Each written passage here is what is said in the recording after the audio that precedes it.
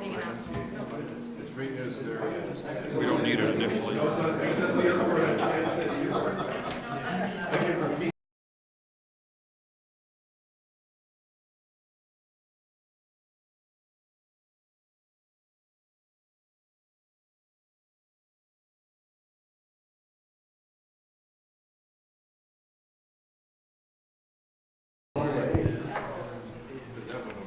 I would like to call this meeting to order for the Committee of the Whole of the Township of Georgian Bay. And welcome to our guests from district. Thank you very much for joining us. We're not used to this honor. Thank you. Before we get into the rest of the agenda, the first thing I do is have the honor of thanking long-term employees, and so I'd like to take care of that right away.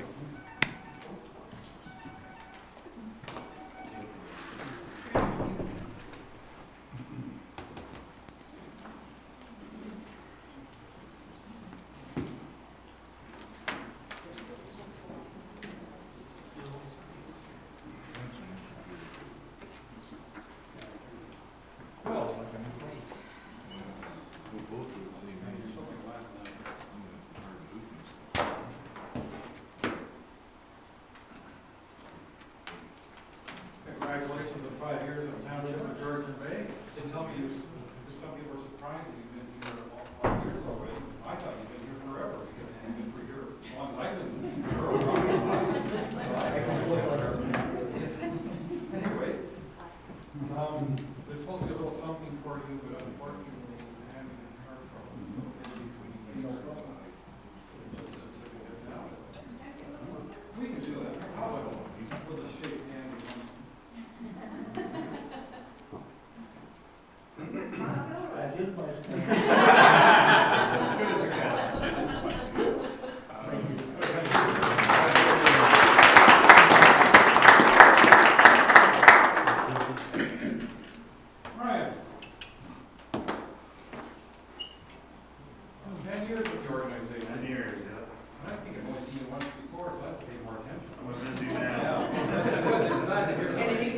Congratulations on 10 years.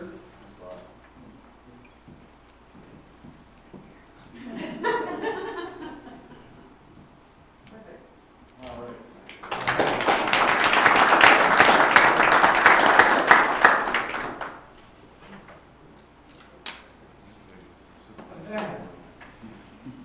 Is this a typo? Okay. You can't have been here 40 years. Four, okay. But now we like to go out, we might as well congratulate you.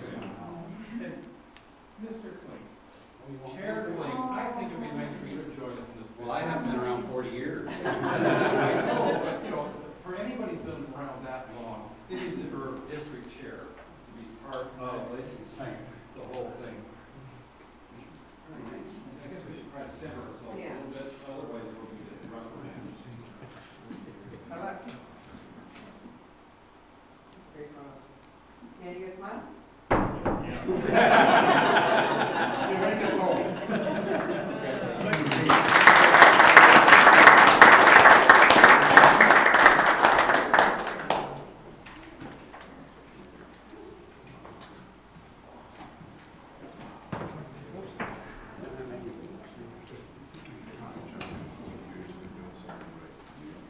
Oh, I left my glasses behind. I'm in trouble now.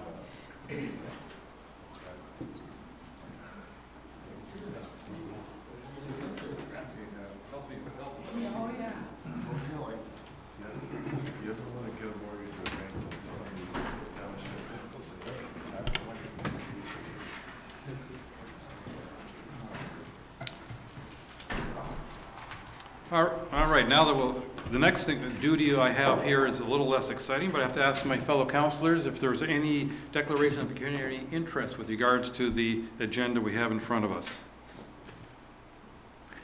Seeing none, we'll go straight to our deputation from Fred Yon from the District of Muskoka. I believe you're going to talk garbage. The floor is yours.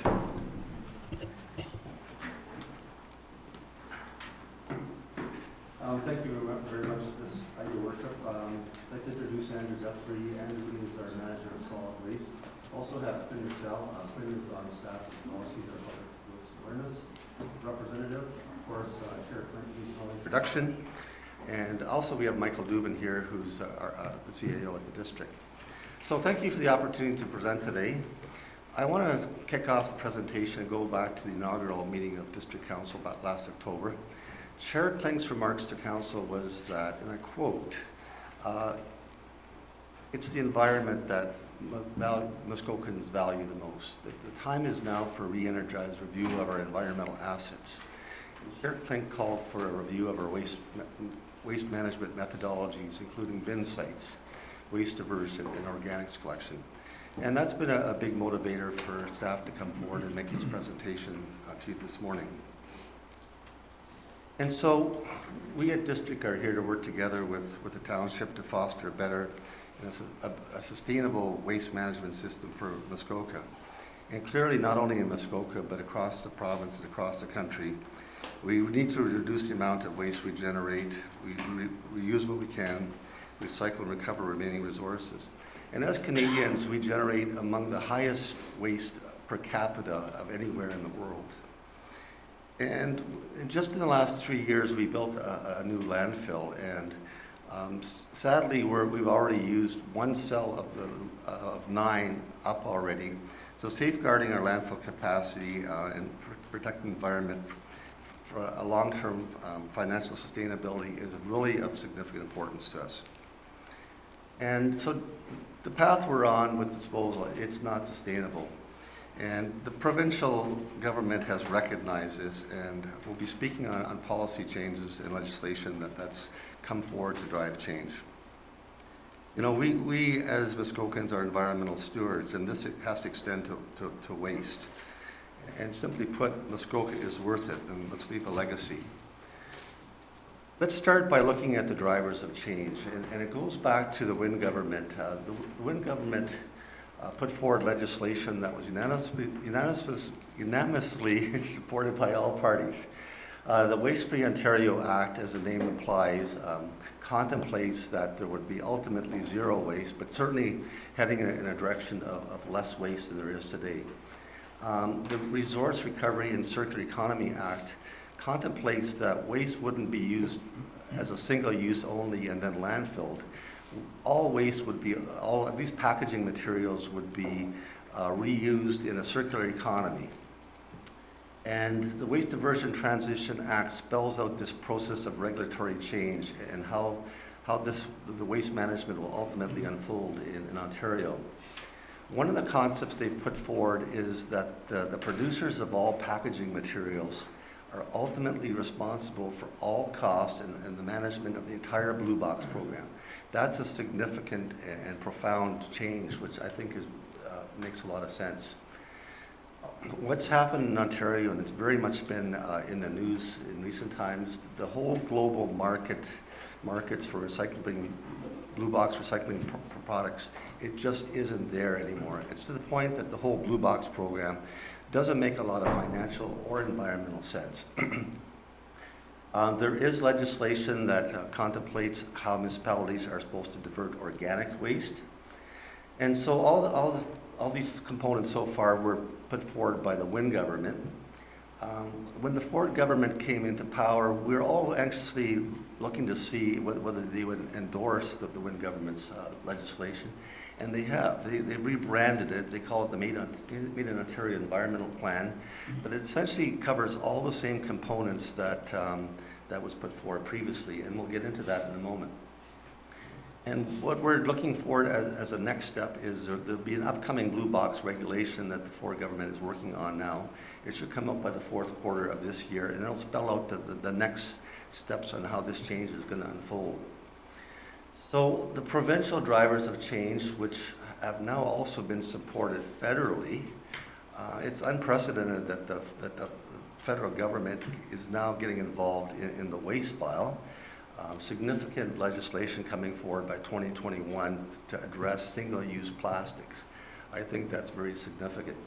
So all these provincial and federal drivers of change, on top of the strategic objectives that the district has, of course, supported by the municipalities, that will ultimately drive a new vision for Muskoka. We anticipate that there'll be level of service changes. I can see that there will also be cost implications. Many of them could be significantly favorable for the township. There are some pros and cons. It really ultimately depends on the level of service that you want to see that the township has. But the positive impacts are reduced environmental impacts and extending the landfill life, all which have financial impacts as well.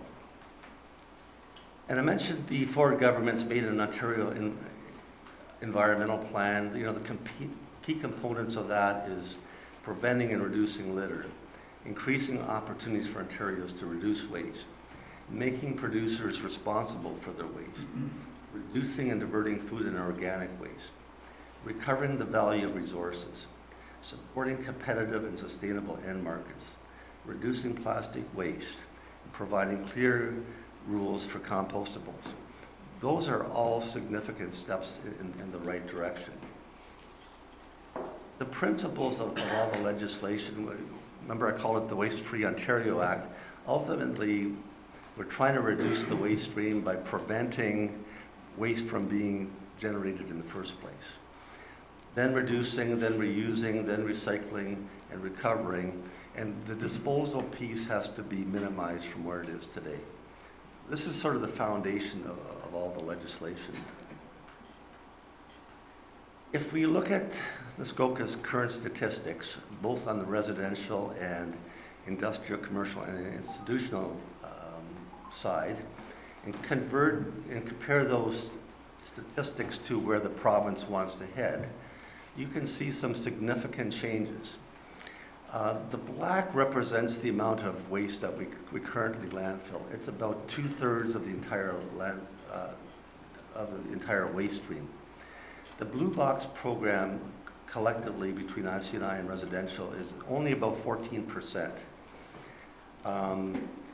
In a perfect world today, we would be 1/3 garbage, 1/3 Blue Box, and 1/3 organics.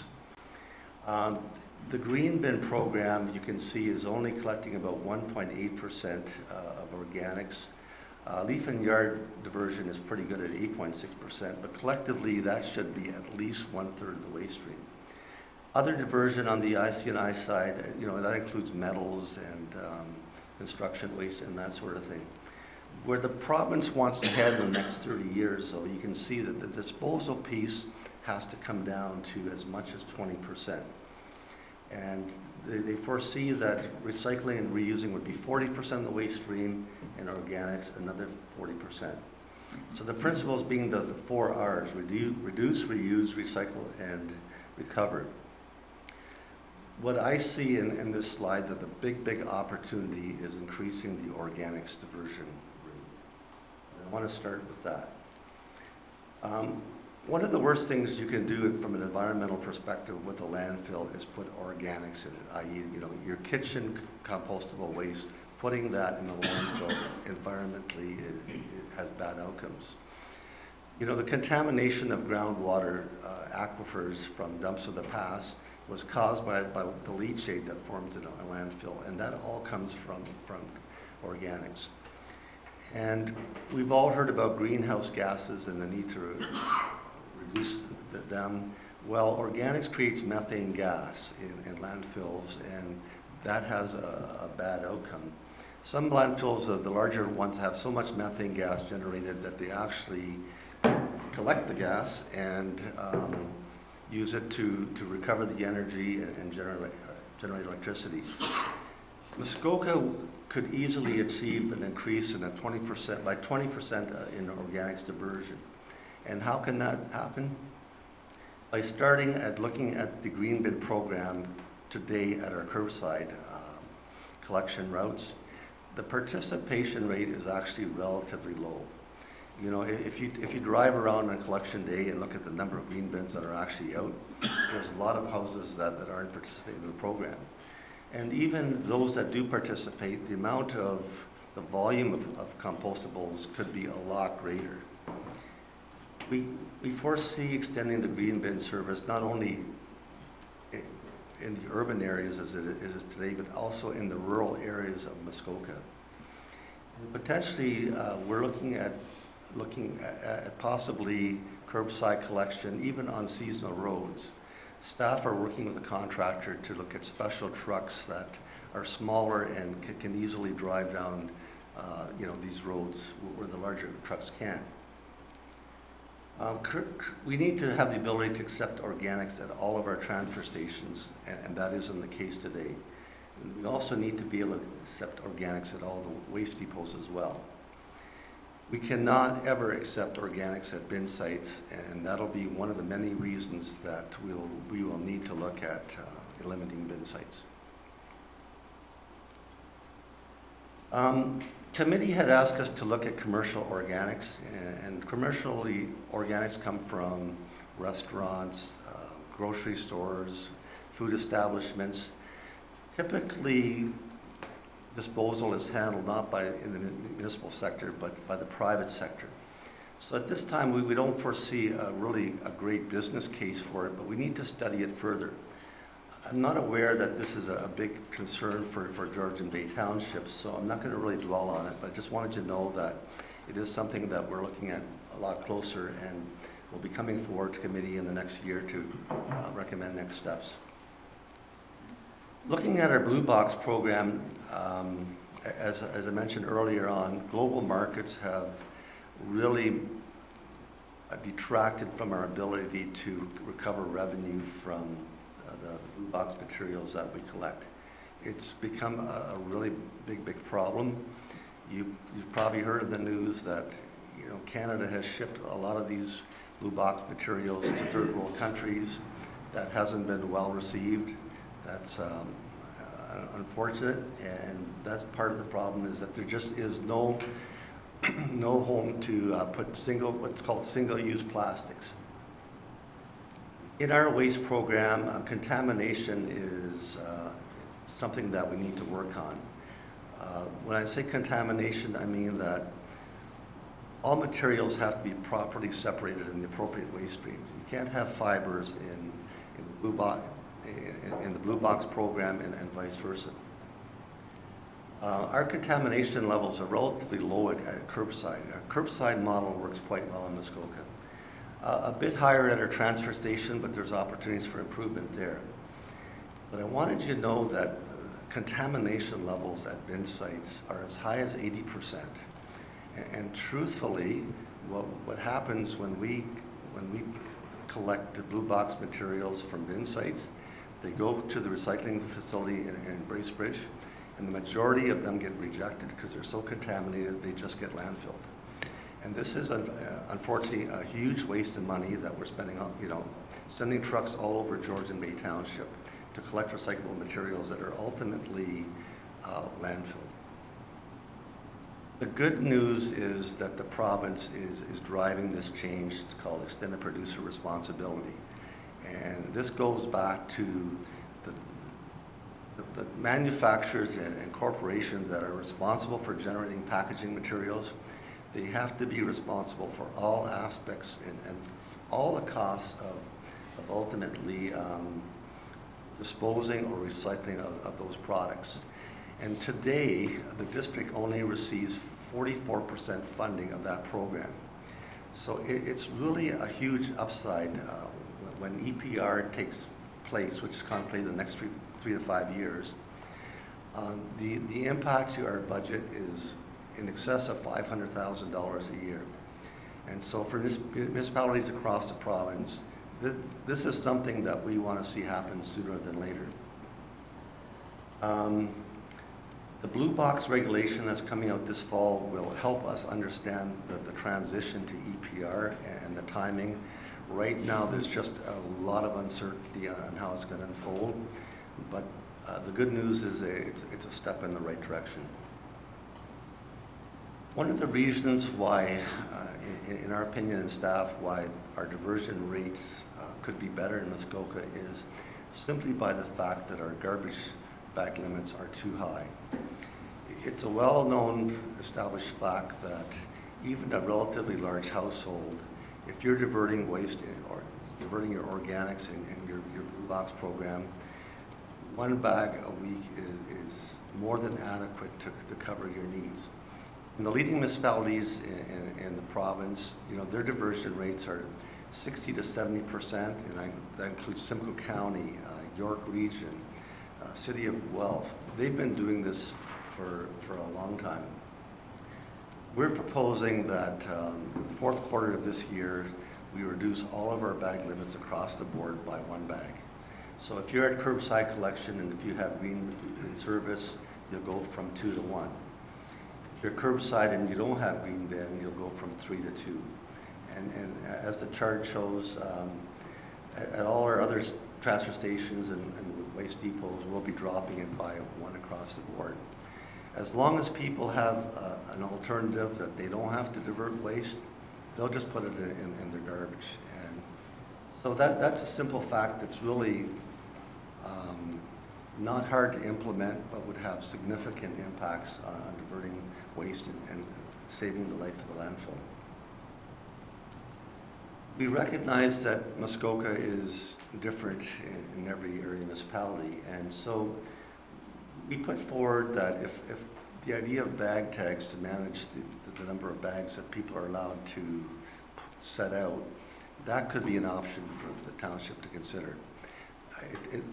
There's nothing saying that everybody in Muskoka has to have a bag tag, but we find that there's a lot of pushback from seasonal residents who, they come weeks or months out of the year and they don't feel it's fair to have bag limits when they're not here all months of the year. I can see both sides of that argument, but if this has appeal to you, we could certainly implement it at district. It's very administrative challenging and it is costly, so it would need to make sense for you to, I think, to want to do it. And there's no sense having a bunch of rules unless we're going to enforce them. And all the things that we're talking about, really, we contemplate putting that into what we call a mandatory diversion bylaw. And this is one of the tools that many leading municipalities implement and they enforce. And so enforcing that separation of your waste streams is a mandatory, it's not an optional activity, would be included in the bylaw. Illegal dumping is highly problematic in Muskoka, and we need to enforce it. And so our challenge at district is we do not have bylaw officials at district. We've considered the idea of putting it forward, but does it really make sense for the district to hire bylaw officers and have a bylaw department when those charges just get charged back to your municipalities? We'd like to have a conversation with the township and see if there's opportunities to have your staff enforce the district bylaws. It'll be very vital to the success of this entire program. We need to have enforcement to make this happen. We cannot continue to allow people to just illegally dump garbage wherever they want to. And this brings us to bin sites, and I think the two facts that you need to be aware of is, number one, they're illegal. It's not possible to get approval from the Ministry of the Environment for any bin sites. We have met with them, and they've politely told us that that's something you'll need to deal with, or if we don't deal with it, then they'll send their enforcement people in and help us deal with it.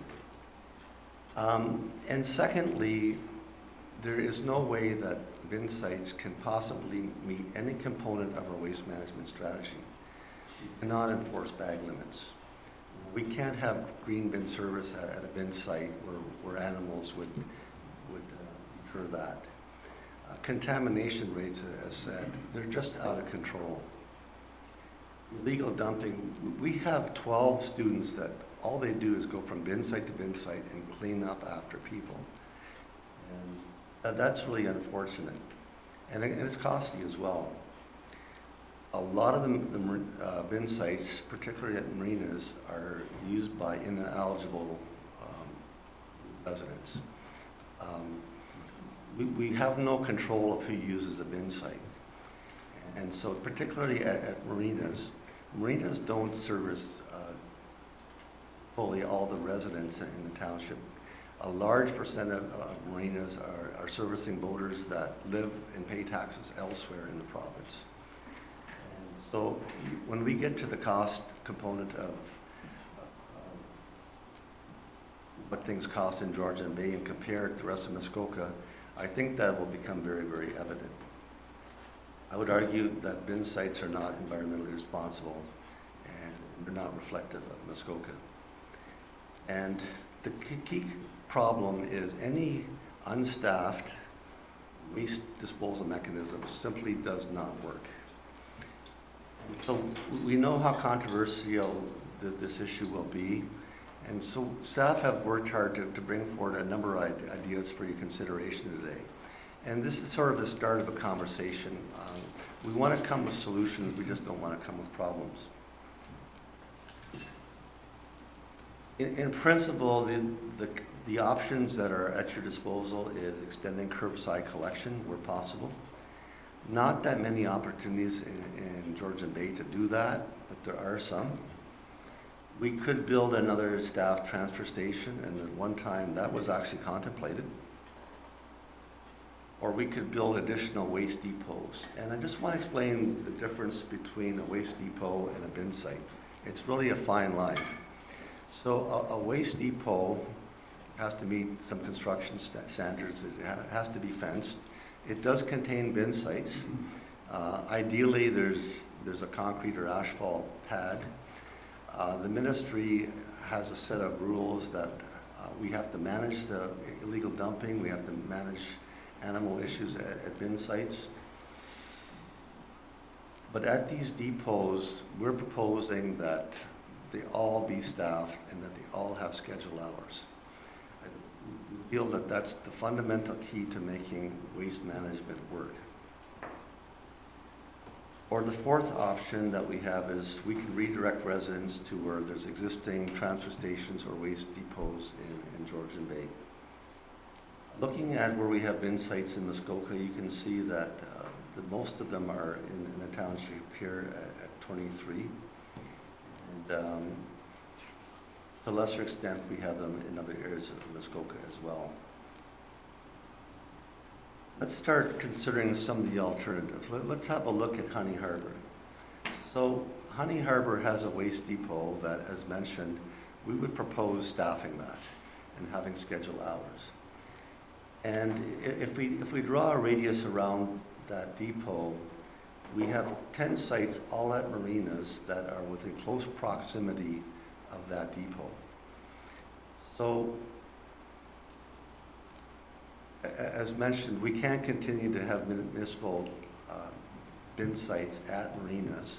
Marinas can continue to offer service to their patrons, but that service would be privatized.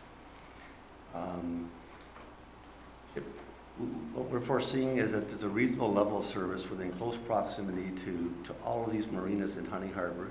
And Honey Harbor is also serviced by curbside collections, so it actually is well serviced.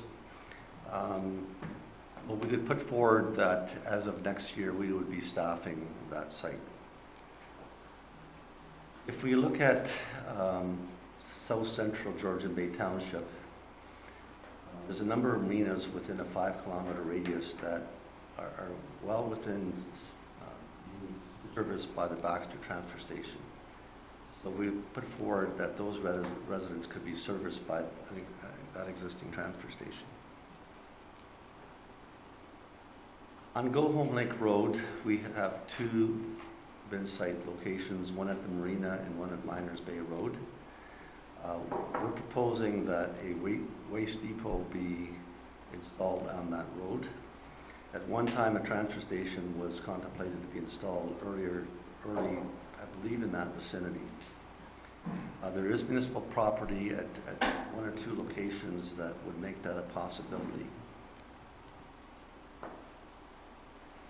And on the northern side of the township, we could look at eliminating service at Kingsbury Bay Marina.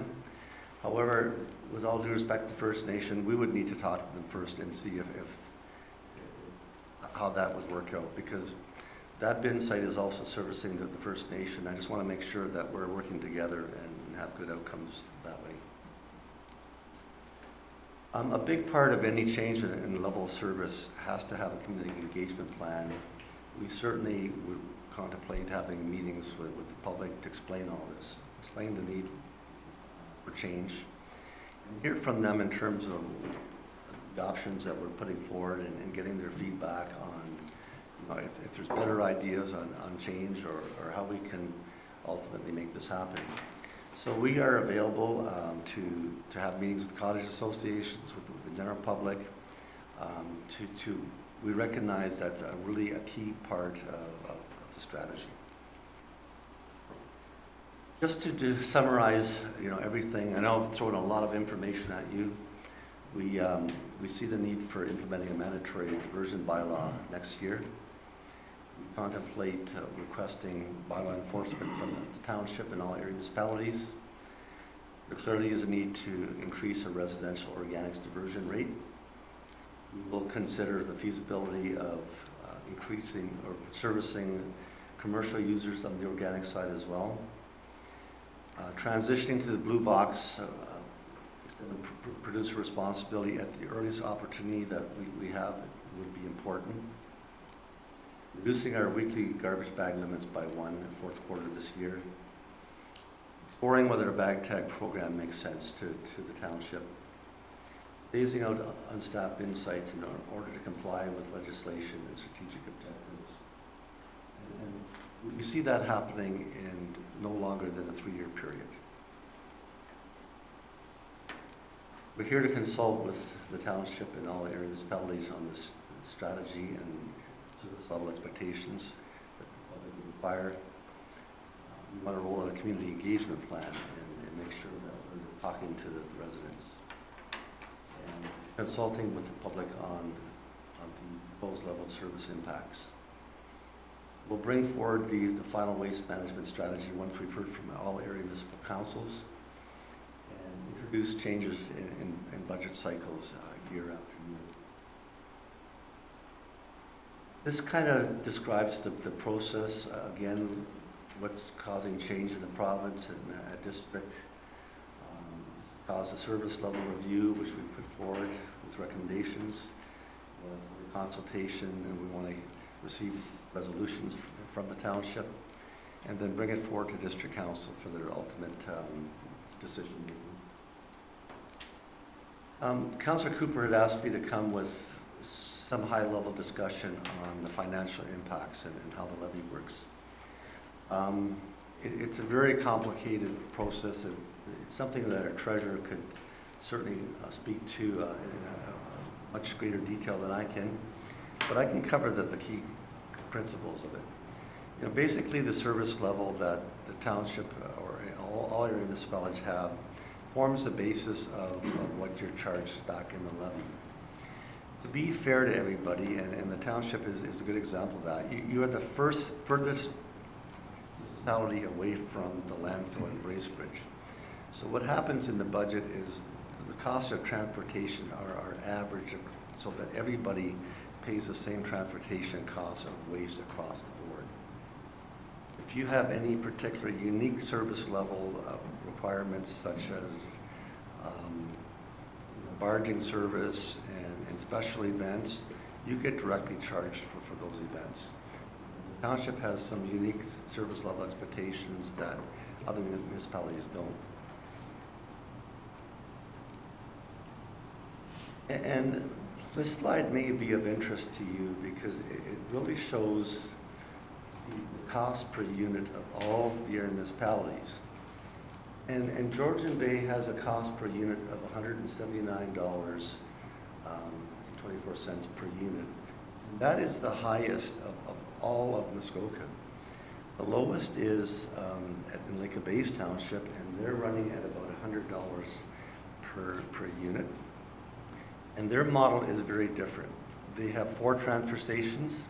They do not have any bin sites. They never did. And they don't have any curbside collection. They have 4 transfer stations, and that model is very efficient, both from an environmental and from a cost perspective. The remaining towns are somewhere in between that, depending on their program. As I mentioned earlier, you know, Muskoka is a unique place, and we don't contemplate that everybody would have the same program. But it does show that there's some opportunities for cost savings. If we look at the costs that make up the budget that the township's allocated to, curbside collection is about $214,000 of a total of $1.2 million budget. The transfer stations are about $450,000 or so in costs. The remote bins are also about the same amount of money. We have approximately 23 bin sites here. It's like 816 tons of waste. That's an awful lot of waste for bin sites. That's much higher in proportion to the waste that other bin sites in Muskoka receive.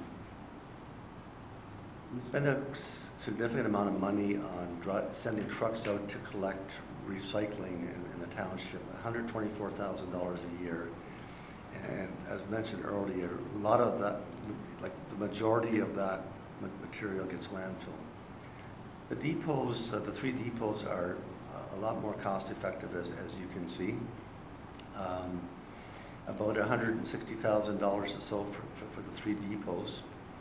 And so that really makes up your total budget of $1.2 million. I spoke earlier on this idea of building a fourth waste depot at Go Home Lake Road and staffing it. So if we staff all the waste depots in the township as we're recommending, the cost impact is about $100,000 per year.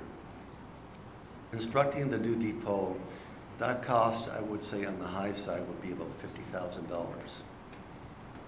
We're really proposing to offset all the bin site operations, which currently cost $450,000 a year. So I think there could be a positive impact to your budget by the elimination of bin sites. We know that there's a lot of illegal dumping that's taking place. We know that ineligible users are using those sites. Your total waste stream, in all likelihood, will come down by a lot. And because we're enabling illegal dumping, we're not collecting revenue at the transfer stations where we could. By properly using the Blue Box program and not having contaminated bins, there are opportunities for increased revenue. And we could help reduce the Blue Box processing fees, which we're going to committee next week. And again, the processing fees are going up by another 20% since last fall. So in the last year, we're seeing about a 40% increase in processing fees because of the challenges in the Blue Box program. So, you know, the ultimate vision is to keep Muskoka a beautiful place, and really that is the driving force for our presentation. We've thrown a lot at you today. We're here to answer any questions. We think there are solutions. We get that it's there's going to be some public challenges that we need to message as well. The change is largely beyond Muskoka. It's provincial, it's federal, it's global. And, you know, we as Muskokans should be a leader in waste management. Our waste diversion rate is sitting at about 45%. It's been there for at least 10 years or more.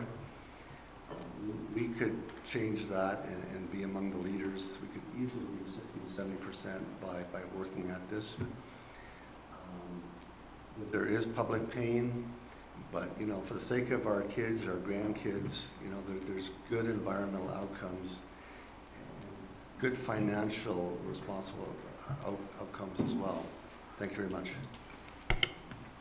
Well, thank you very much for that presentation. I don't doubt that there are numerous questions about to be thrown in your direction. And I know I have a few, but I'll see whether any of the councillors want to start. And Mr. Cooper has been making lots of notes. So, Councillor Cooper.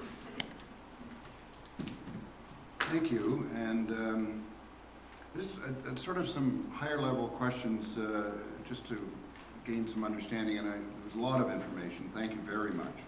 So, excellent presentation. Is there any aspect of our solid waste system that is apportioned to us on a market value assessment basis, as opposed to a direct service? In other words, if the Township of Georgian Bay decided and just went out to Miller Waste and said, we want you to take over all our services, and we bought those services directly from Miller, what difference would that make, if any? Can you sort of articulate that? And I wanted to understand the market value assessment. So that was my sort of first question. Because you talked about a levy, and And I will point out, if I may, that our treasurer is quite willing to throw some information into this question. Yeah, I think any treasurer would be better qualified to answer that question than I would.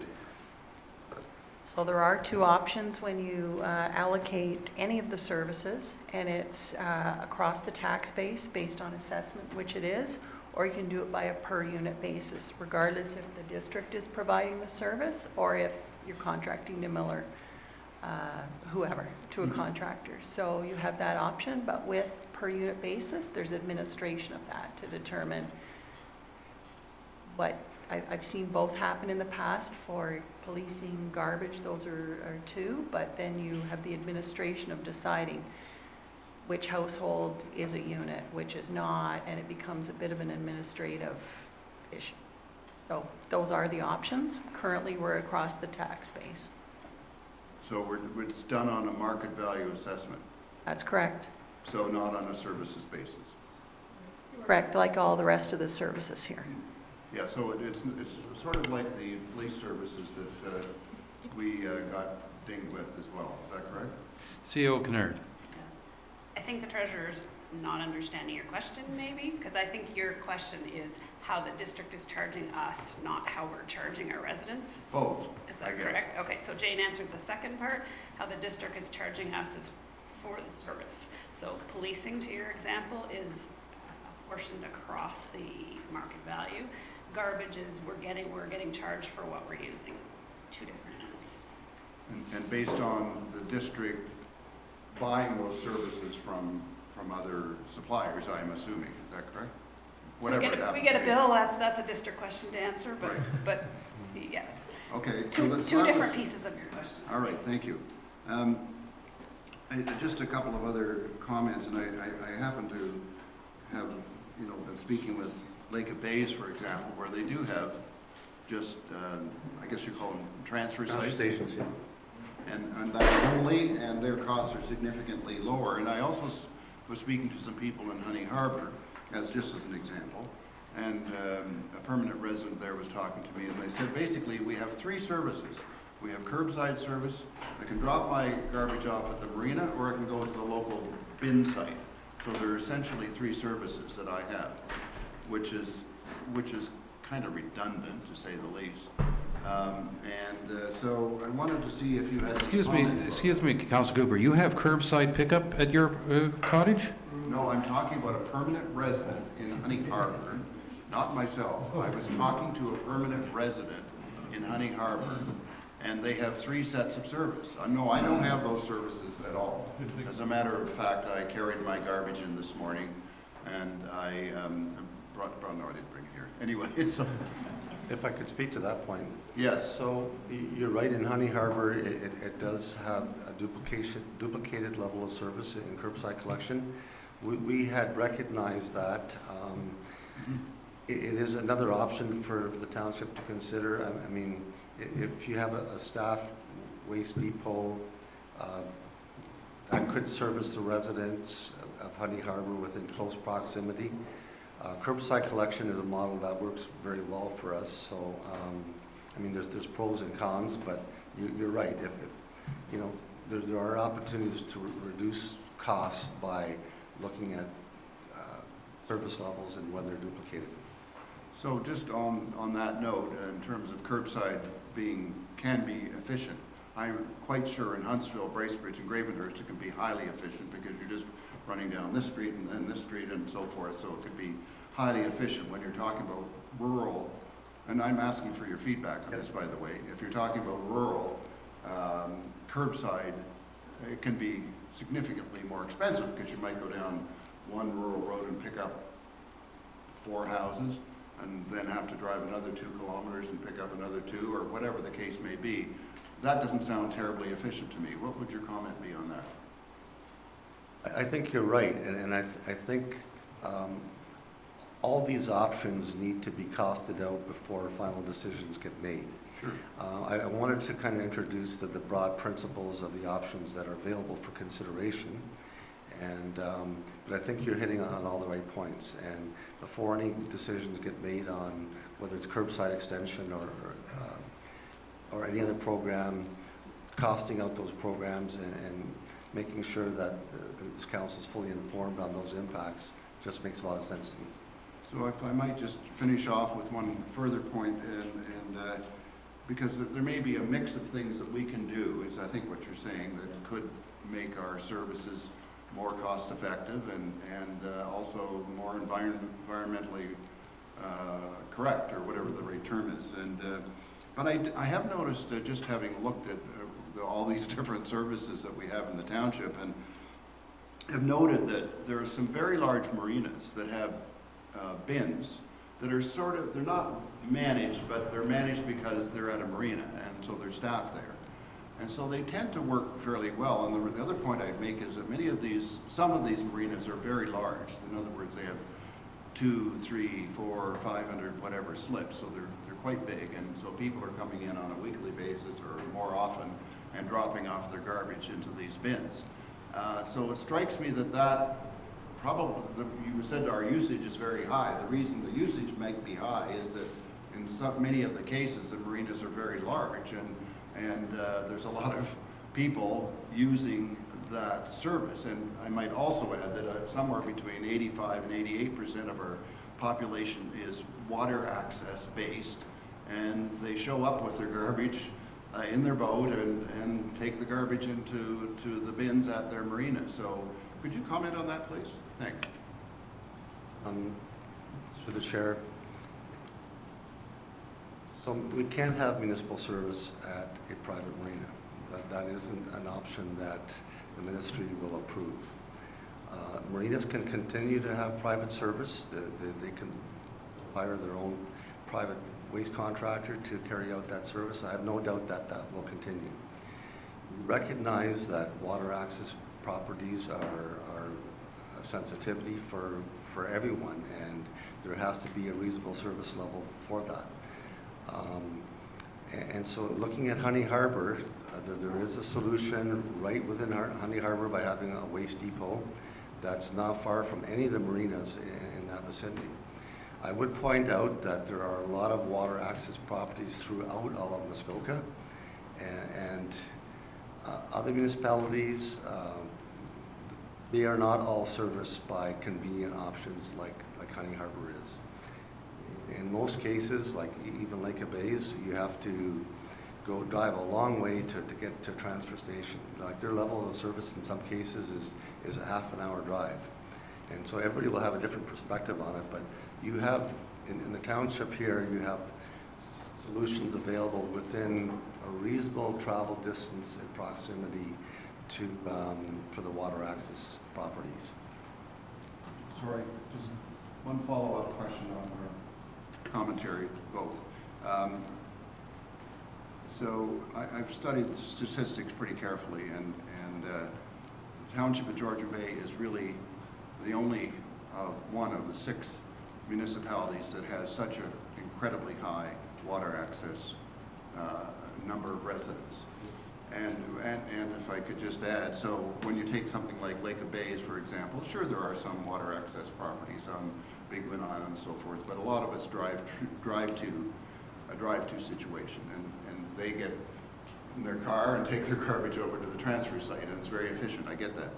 Our water access community get very few services, and the garbage is one of them. But what you've just said to me, and I want to clarify, so these large marinas, the customers of those marinas are in fact paying that marina to pay a waste management company to pick up that garbage, or is that being covered by the District of Muskoka?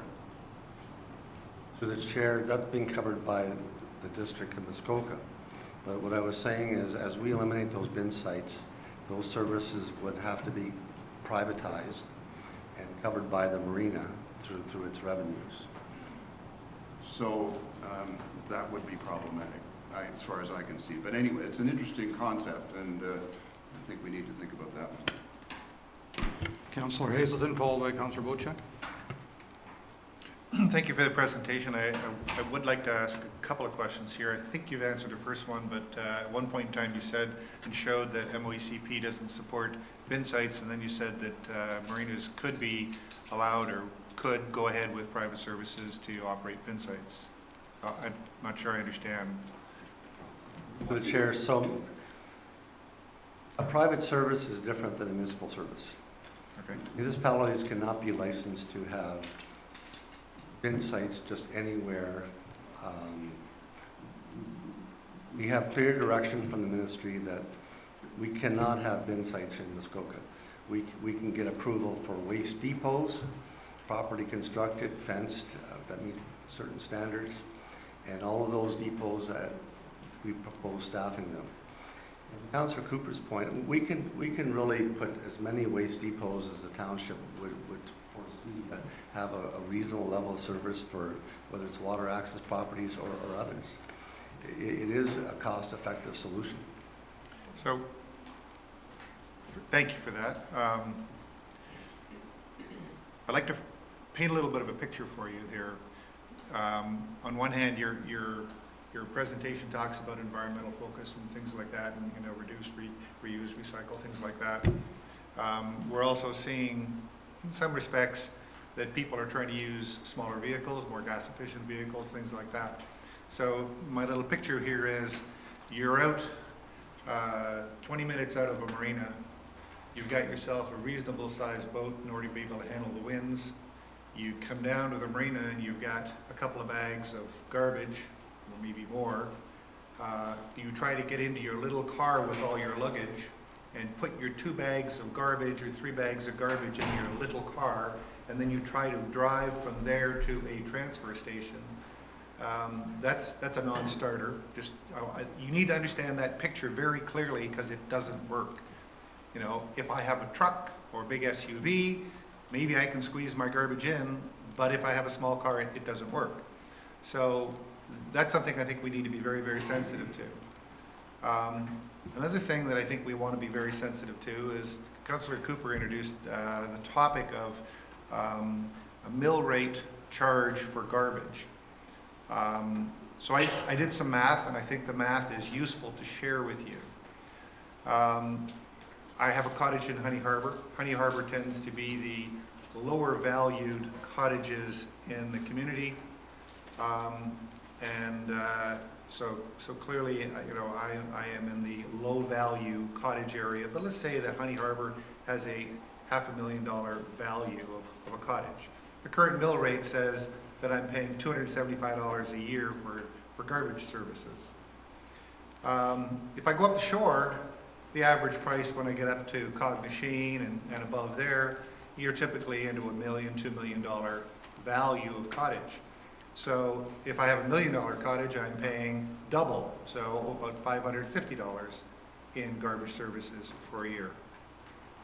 Now to the model that we were just talking about a few minutes ago about private service at a marina, using the costs that Brad Sokach provided me on what the township is paying for private services, it would cost each cottager who moors at a marina $55 a year for more services than what that marina is getting today. More pickups than what that marina is getting today.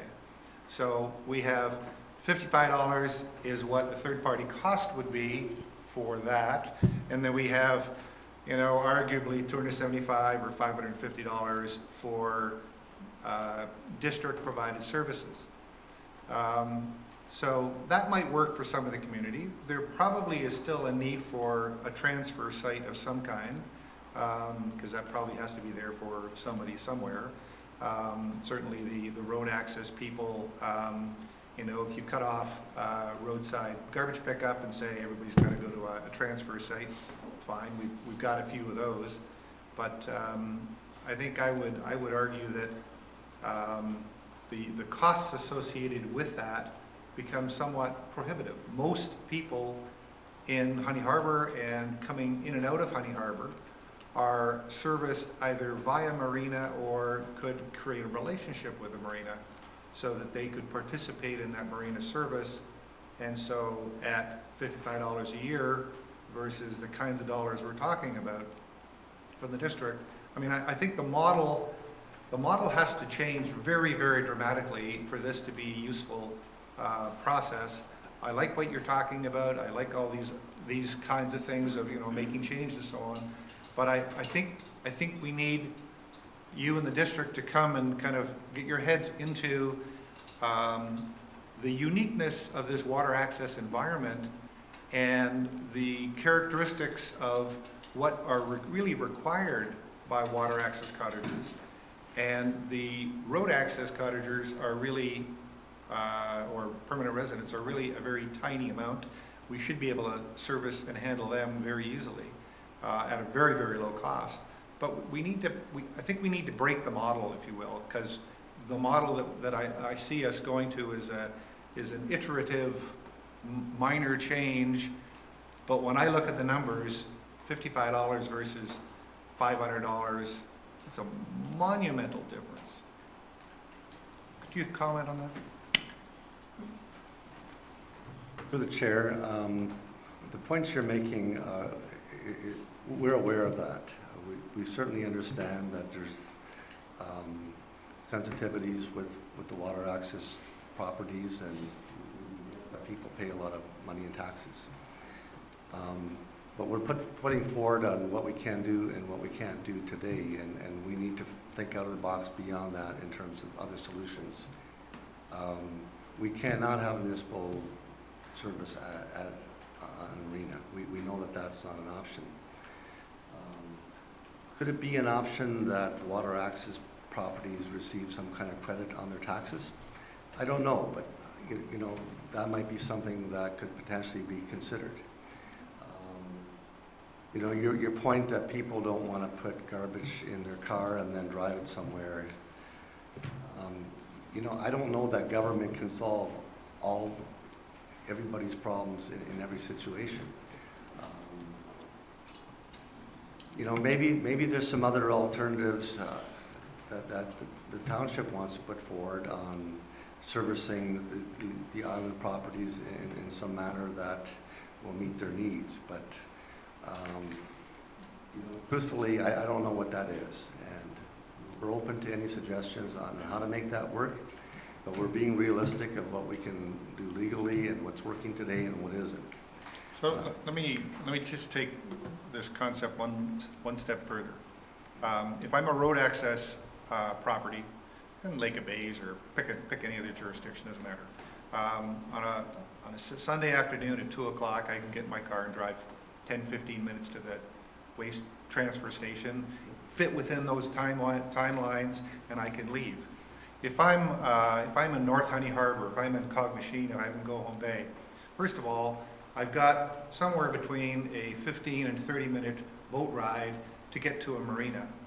Secondly, that boat ride is going to cost me somewhere between $25 and $50 or maybe $75 in fuel to get my boat down to the marina. People in this area, you have a trip at the beginning of the marina to your cottage and a trip at the end of the weekend back to your marina, because you really don't want to be spending all the money for gas to go driving all over the place all the time. And so those characteristics make the models totally different, and the requirements of the model, a time-based model where I have to get someplace by 7 o'clock if there's a wind that picks up in the afternoon and I don't have a big boat, I may not be able to leave till 8 o'clock at night to be able to then navigate some of the rough water. I mean, these are all characteristics of water access cottaging that make this proposed model of a serviced, manned, time-windowed transfer site virtually impossible for a water access cottaging environment. So I'm actually perfectly fine with going to a time-based manned transfer site and having no extra services, and then going to the marinas and say, Mr. Marina Operator, you have all these clients, they're all water access, you can offer these services for $50 a head or $55 a head, you can look after that service privately, and everybody wins. Does that make sense to you? Yes. So we hear you, and we're here to receive that feedback. And we'll need to take this back and do a rethink on how we can make that work. Truthfully, I don't have the answer to everything today. We put forward, the bigger picture and the need for change. We're hearing that Georgian Bay water access, there's unique circumstances that need to be addressed. We'll need to go back to the drawing board and see what options there might be available to address that. One option is the privatization of those services with some sort of offset on taxes. I need to consult with our treasurer on that and see if that can be made to work. I really don't know. Beyond that,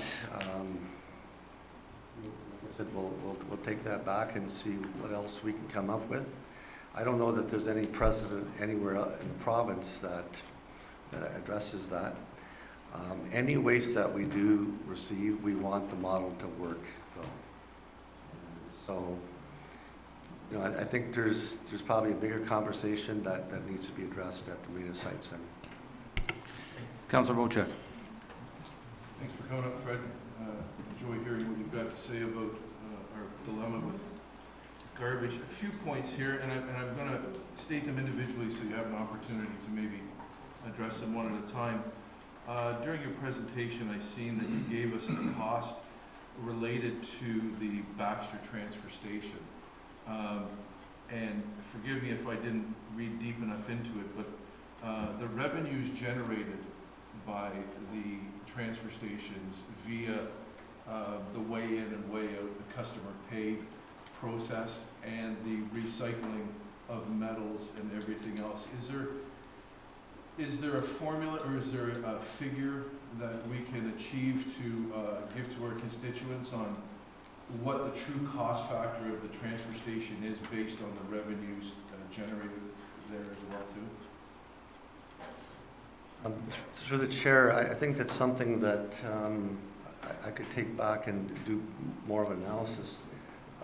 I don't have those numbers available today. That would be appreciated, because when you go to your constituents and you say we have a transfer station that costs $500,000 to operate, their eyes open up fairly big. But then maybe we're recouping 300,000 of that in revenues generated. It makes a more fair and honest statement to our constituents of what we're dealing with. Yeah, and unfortunately our treasurer wasn't available to come to this meeting, but that may be another opportunity that we could come back and address some of these questions from a financial perspective in a greater detail. Great. I appreciate you doing that for us. One of the problems that I find, I'm inland here, and we have a lot of inland lakes, and we have a lot of larger marinas that support large live-upon boats. Of course, live-upon boats don't pay taxes to the township. And it is incumbent, I'm in that community, I'm in that boating community as well, and the mindset in the boating community is different than what it is in the island cottage communities.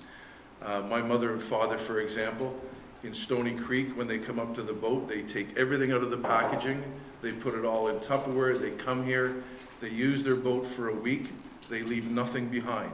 They take their Tupperware containers back home with them, okay? Education is really key to not only the boaters, but to the cottagers about where the garbage came from and where it belongs.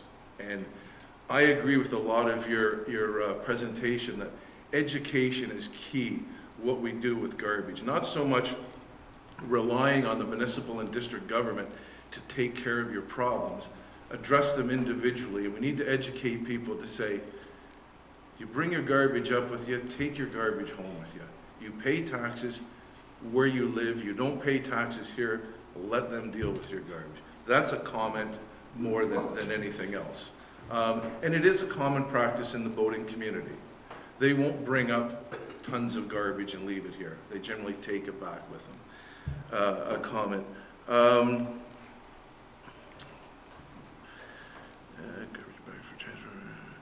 We had a residents meeting yesterday at a community in my ward, being the Oak Bay community.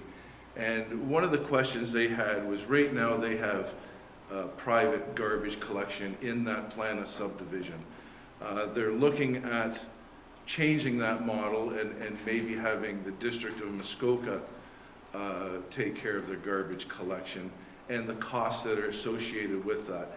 I'm wondering if I could, being their counselor, get involved in that portion of it and try and relate to them what the costs that they're going to incur, the increases they're going to incur to have that garbage pickup done. I wonder if that data is available or if you've started any work on that file as of yet. We don't have, sorry, through you, Mr. Chair, we don't have any data on what that cost would be. The issue at Oak Bay has been the way the development was done, that it limits access for the curbside trucks. There's for them to turn around. So there isn't sufficient room.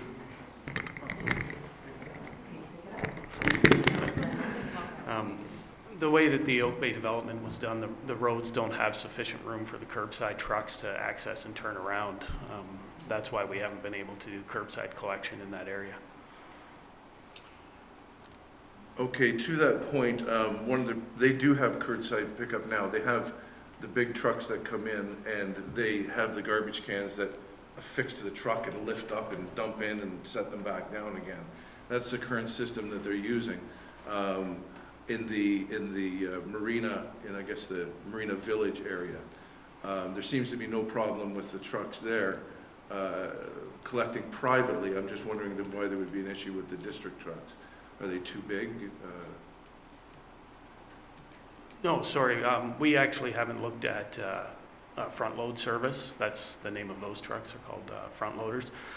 We've only looked at the curbside collection, which is at the end of your driveway, put out your garbage cans.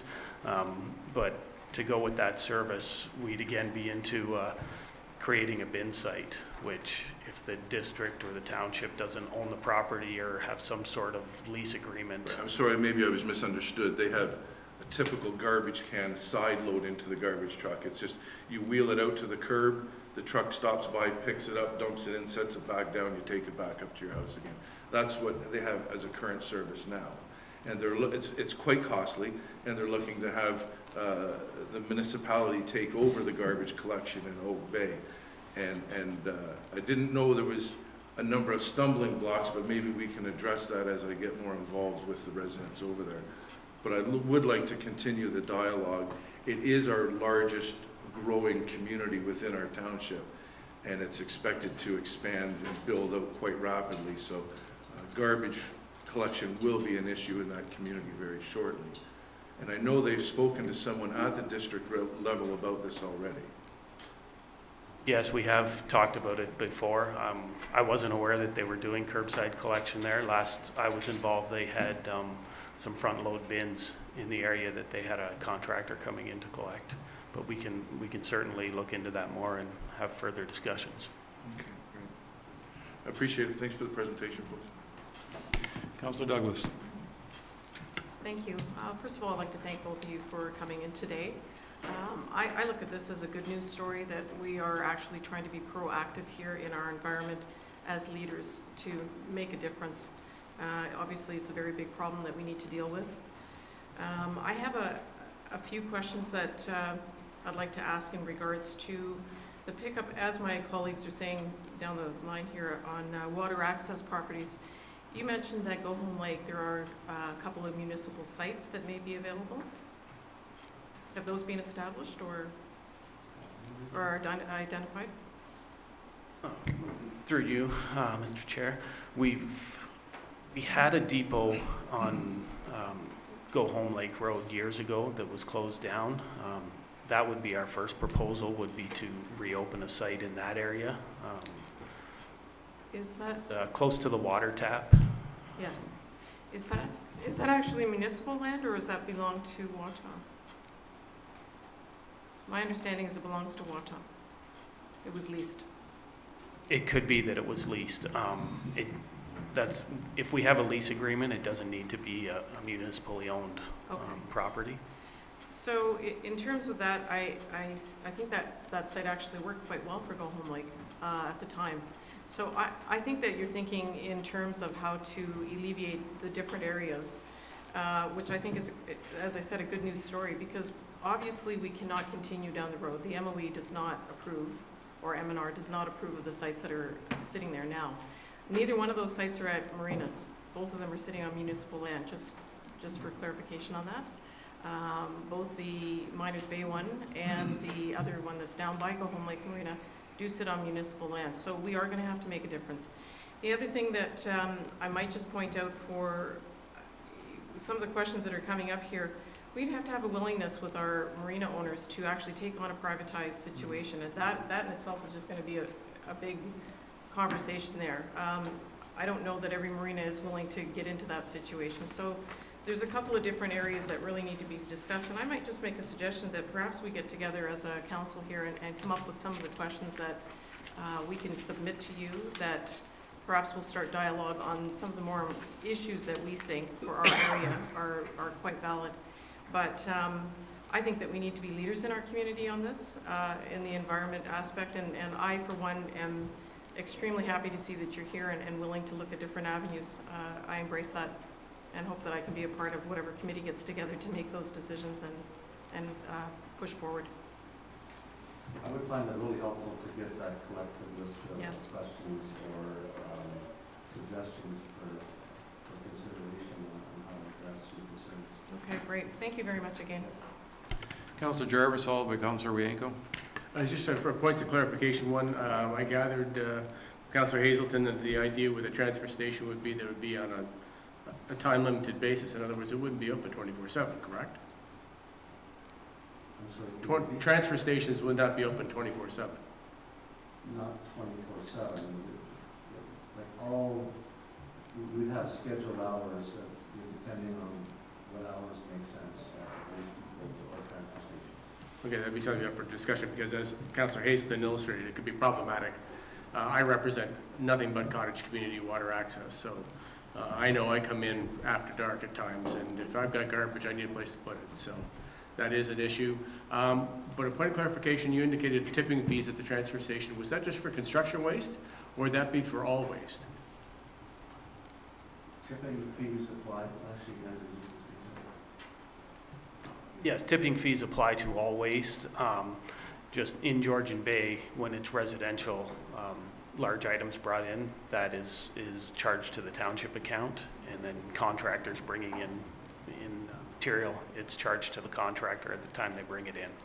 So As a resident, seasonal resident bringing garbage in, I wouldn't be paying a tipping fee when I delivered that garbage to the transfer station. Is that correct? that's correct. That's the way it is in Georgian Bay now.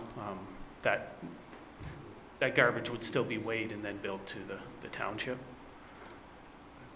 Okay, so there'd be a charge on top of what we're already paying in taxes for garbage pickup that we're not getting.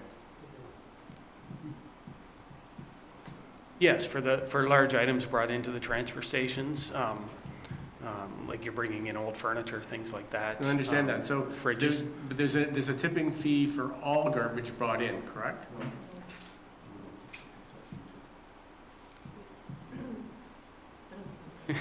How do you delineate, if I'm coming into a transfer station with garbage, household garbage, not construction garbage, not furniture, not refrigerators, but my household, under the sink garbage, No. So is there a tipping fee charged to anybody on that? There's 3 bags a week that are Limit on allowed that, okay. there. So other than that, okay. That's the clarification I Okay. needed on that. Thank you very much. Sorry, I misunderstood. Yeah, and just a recommendation that if we're gonna promote transfer stations per se, as per your presentation, which I appreciated very much, perhaps the best way to motivate people to use them appropriately is a financial incentive of some sort, whether it's a break in their garbage fees or whatever. Since all of a sudden the garbage pickup delivery is being done by the resident themselves as opposed to somebody else. Thank you. Councillor Yanko. Thank you very much. Garbage is a big issue for me too, and I get a lot of phone calls on it. I do get a lot of phone calls on how people are treated at the transfer sites. I know that's where you want people to go, but I get a lot of phone calls from people how they're treated there. For example, I have a fella who has an elderly lady next door, and she can't drive anymore. So he likes to take her garbage to the to the transfer site with his own garbage. But the individual there is charging him per car. In other words, if he has 5 bags, or say six bags of garbage, they charge him for the 3 extra bags, even though they belong to his neighbor. And he's trying to do a good thing for this elderly lady. So he's now he has to pay to get rid of her stuff. And so, how do you handle that type of situation? That's one of my questions, and I'll get another one. So the guards at the transfer station, they can't make that delineation as to who's doing what. I know in Lake of Bays there is a system where people have an agreement, and based on their license plate number, they have gotten a different limit per week. Possibly they own more than one property or something like that. So that is something that we could look into and probably do a similar system if the need was there. He's even brought a copy of her tax bill and said, okay, this 3 bags belongs to this tax bill, this 3 bags belongs to this tax bill, but the guy says, no, it's per car. And so it's the attitude of some of those people that really gets to the other individuals. The other thing too is you want people to go to these transfer sites, but they all have to go with a scale. And on a Friday night, there could be 20 cars. And it could take 20 minutes to get over the scales just to get rid of your household garbage. So I think that attitude's got to change if you want to encourage people to go to transfer sites.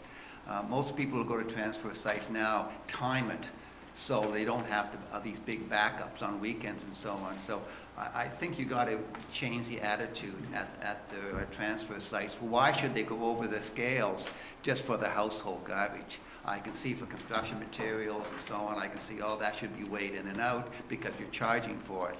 But if you aren't charging for it, why do they have to go over the scales? Our ECA requires that everybody coming into the transfer station has to check in with the guard. So I think that would be a great point to be brought up in some of the public consultation meetings that we're wanting to do. And maybe we can come up with another way to have people check in, maybe increase staffing.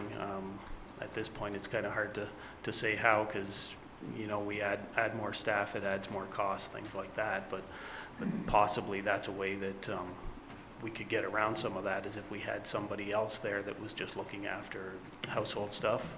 But if you have a manned bin site, they don't weigh, and they still handle the same garbage. So I think what happened at a transfer site for efficiencies and community liaison and so on, I think the attitude's got to change. The other question I had, years ago there was a plan to put in a manned bin site at the bottom of South Gibson Lake Road that would handle all of Go Home Lake and Gibson Lake and the north end of 6 Mile Lake. Is that idea still a viable option where you have one super manned site for the 3 lakes?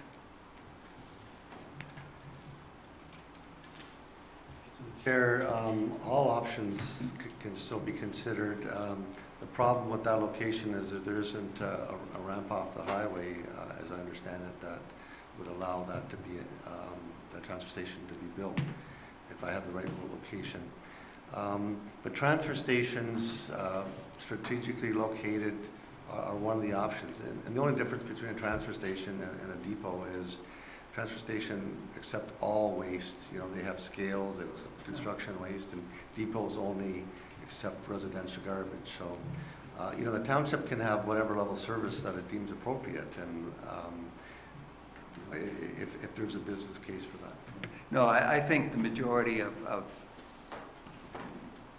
routine activity at these sites is domestic garbage. And I think that's what we got to cater to. I think that's what you're trying to reduce. Commercial stuff, I can see charging for that.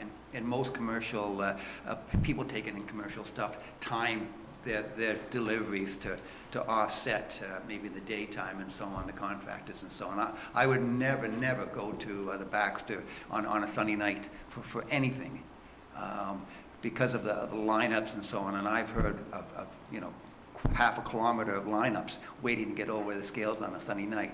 That's not going to encourage people to go to transfer sites and so on. So I think that whole attitude's got to change at transfer sites and get a better services there. But anyway, those are my comments. Chief Van Dam, did I see your finger raised? I just have a couple questions for the district. For ourselves, for enforcement, you talked about enforcement in it. Are we going to have an opportunity to sit down and talk about what kind of enforcement that you're looking for ahead of any of the proposals that will be going forth to council? Just because I have a number of issues that I see potentially with my staff trying to do some enforcement, and I think that it's going to run into that if I'm asking for resources or equipment or anything to help with enforcement, that it's all part of that larger picture package. So I'd like to ensure that with staff on that end of it, that there is some consultation before, and instead of trying to be reactive after the fact of trying to catch up with it. So if there's an opportunity, I don't know if I've looked at that. I just want to make sure. I can tell with our staff currently, we have been monitoring the bin sites and so forth to try to ensure that we've got some cleanup, and we let the district know when there is some issues. I can tell you that there's abuse and contamination that's happening. We've witnessed it. It's the biggest problem is on our bin sites from our perspective with enforcement, and there's a lot of challenges that would have to be made to help with that enforcement, to go to court and so forth. It's not that if I tried to put 3 bags of garbage out on my property currently, the county doesn't pick it up. At the bin sites, we're watching people coming in with 6 or 7 bags of garbage and construction material and so forth. So for us, for enforcement, there's a lot of challenges that would need to be addressed, and I want to make sure that it's addressed during the big package and not trying to piece it afterwards. Thank you for your comments. I would really endorse wanting to get together with yourself and all bylaw officials in Muskoka and make sure that the path forward is actually workable for everybody, and that our bylaw addresses the points that you would need to actually enforce this. And having said that, like all aspects of this program, through your CAO, happy to meet with all the staff and fine-tune next steps, and before we come back to council to dial in on the details. And yeah, we want to work with the township on the path forward for sure. I want to thank you very much for coming, making your presentations. I agree. The garbage is a huge issue and a very frustrating issue, and I think in our township, 85% roughly of our residents are seasonal, and therefore they're paying their taxes. They figure they're offering garbage here maybe 4 months of the year, and even then it's part-time in many cases. And then I know one of my frustrations is I figure I pay all these taxes, and then when I go to the transfer station, I got to drive over a weigh scale, I got to hand over $5 when I'm leaving, or whatever the amount is, and I'm thinking, expletive deleted, I've paid hundreds of dollars in taxes, and you want $5 from me to deliver something? And I think this type of thing Calvin, is part of the frustration of why we're having illegal dumping. I'm very disappointed to hear that 80% of our recycling bins are thrown in the garbage. I mean, that basically means that program's a waste of time. And that's very unfortunate, especially when we have a fair number of constituents who talk environment, but not, obviously a lot of them aren't respecting. And so I think it's obviously further discussions are warranted. You know, the fact that we have a high percentage of water access only is a challenge that many municipalities don't face.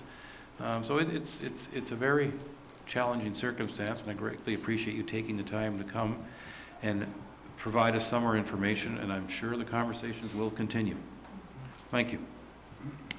Thank you. I'm trying to close this.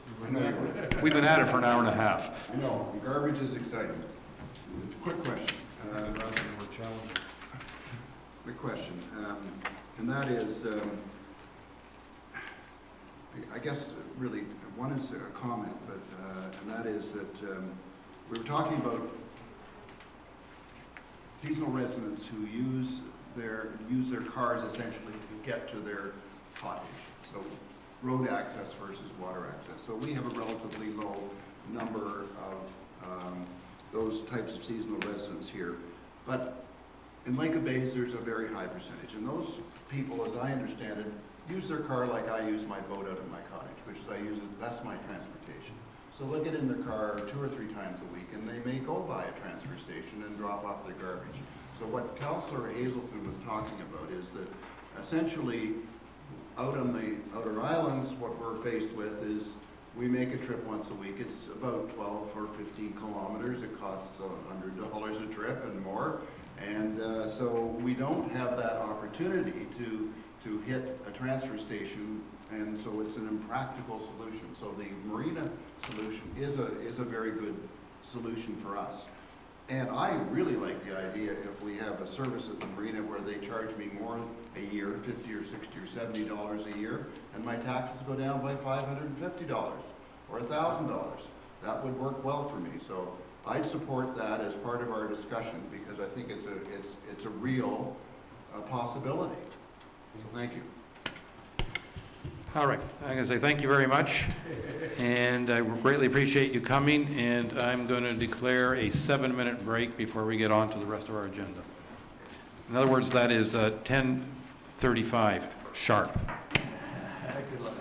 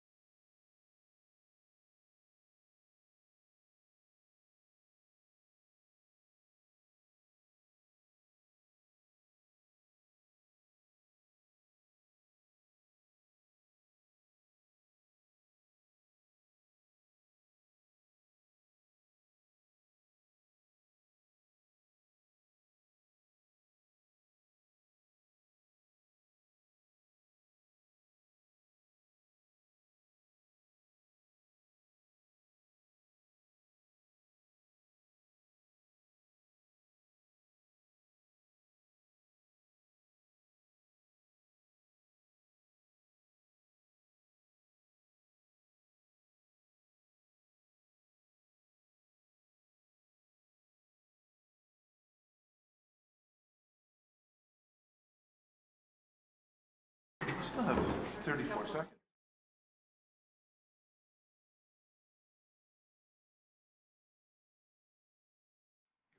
Garbage in, garbage out.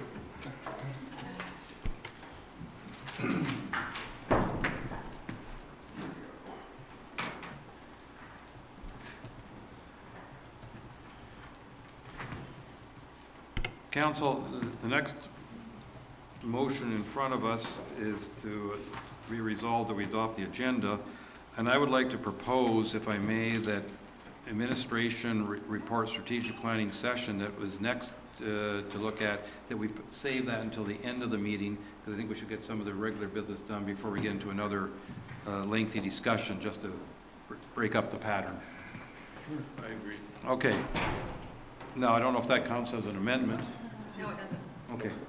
Then, be it resolved that Committee of the Whole adopts the agenda of June 11, 2018 as circulated. All those in favor? Carried. Thank you.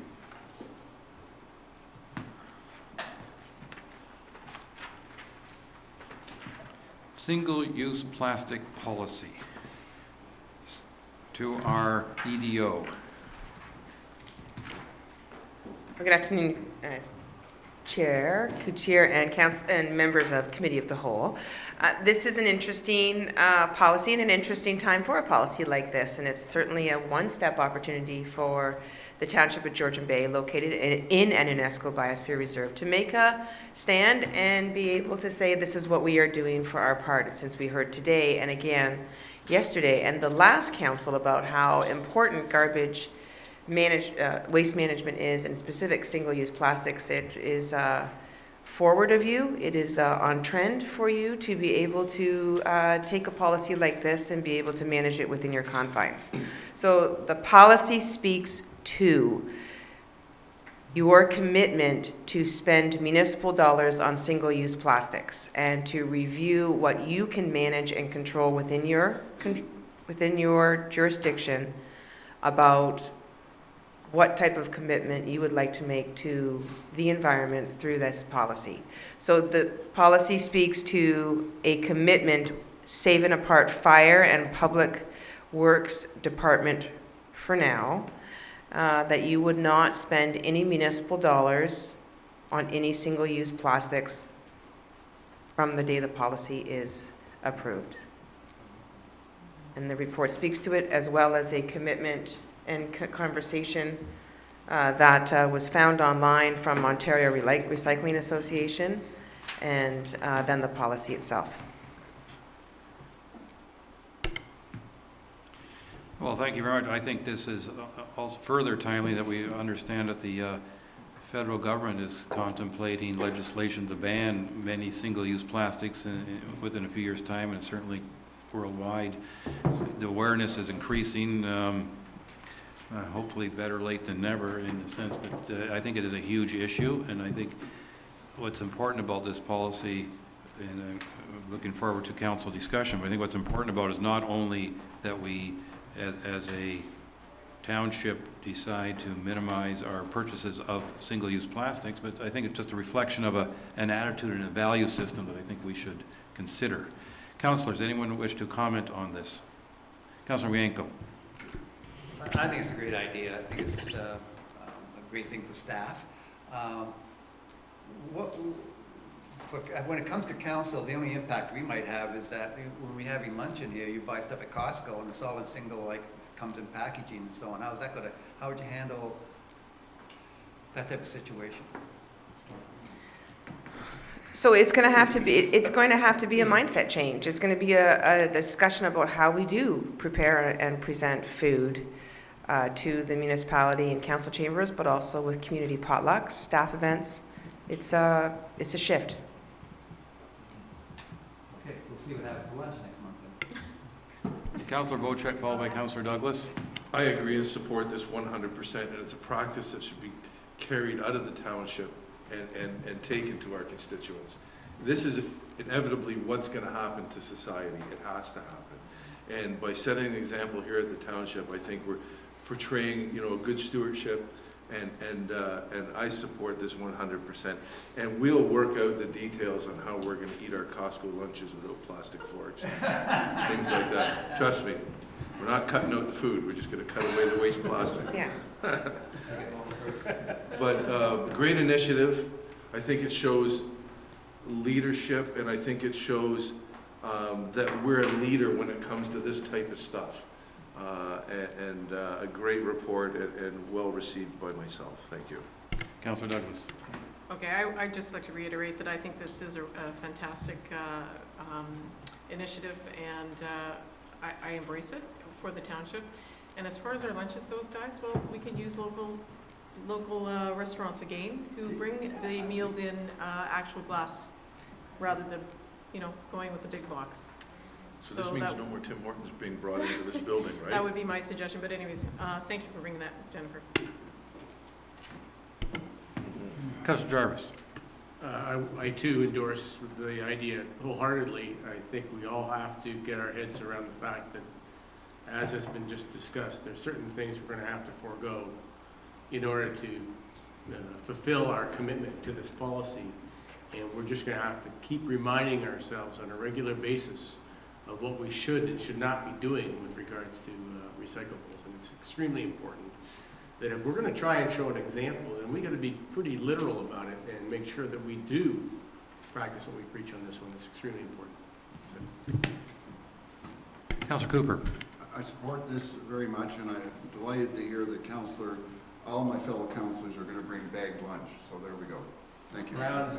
Brown bag, yes.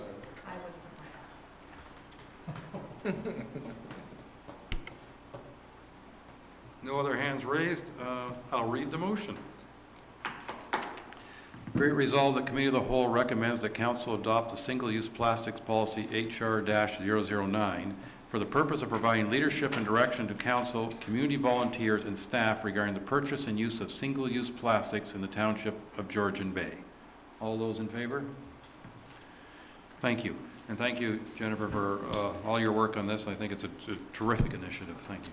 Well, thank you, Chair, but I just want to remind you that it was your idea to come forward with a single-use plastics policy, so good leadership on your part. I thought it was a mutual discussion. Fine. Fine. Financial Services Report. Over to you, Treasurer Corbin. To you, Chair. Earlier in the year, the township, like most municipalities, received a large amount of one-time funding from the province. And when we gave you the March financial statement, it showed that we had received the amount of money and that we would be bringing forward suggestions for use of that money. And basically it states that there's so much uncertainty for municipalities at this time that we would like to put it in a reserve until the results of the, first of all, regional review are done, as well as the future of one of our large revenue sources, the Ontario Municipal Partnership Fund grant, which is about 18% of our tax levy. Until that's known, the provincial government has that program under review as well. So with those two, the report does speak to some ideas we have for it. It is unconditional, but there were some suggestions to use for efficiencies, modernization. So there are already some things we're thinking of. To improve efficiencies, we're currently having an information technology strategic plan is underway, and there were likely to be several suggestions out of that will cost a lot of money, as well as perhaps doing more self-service on the website. Taxpayers can do that to increase efficiency for them. So those are some suggestions we could do now if you choose, but we do not recommend it with this uncertainty plus staff resourcing at this time. That's why it's B. And also recently the town of Gravenhurst as well as the town of Huntsville took similar reports with transfer of the reserve as well due to this uncertainty.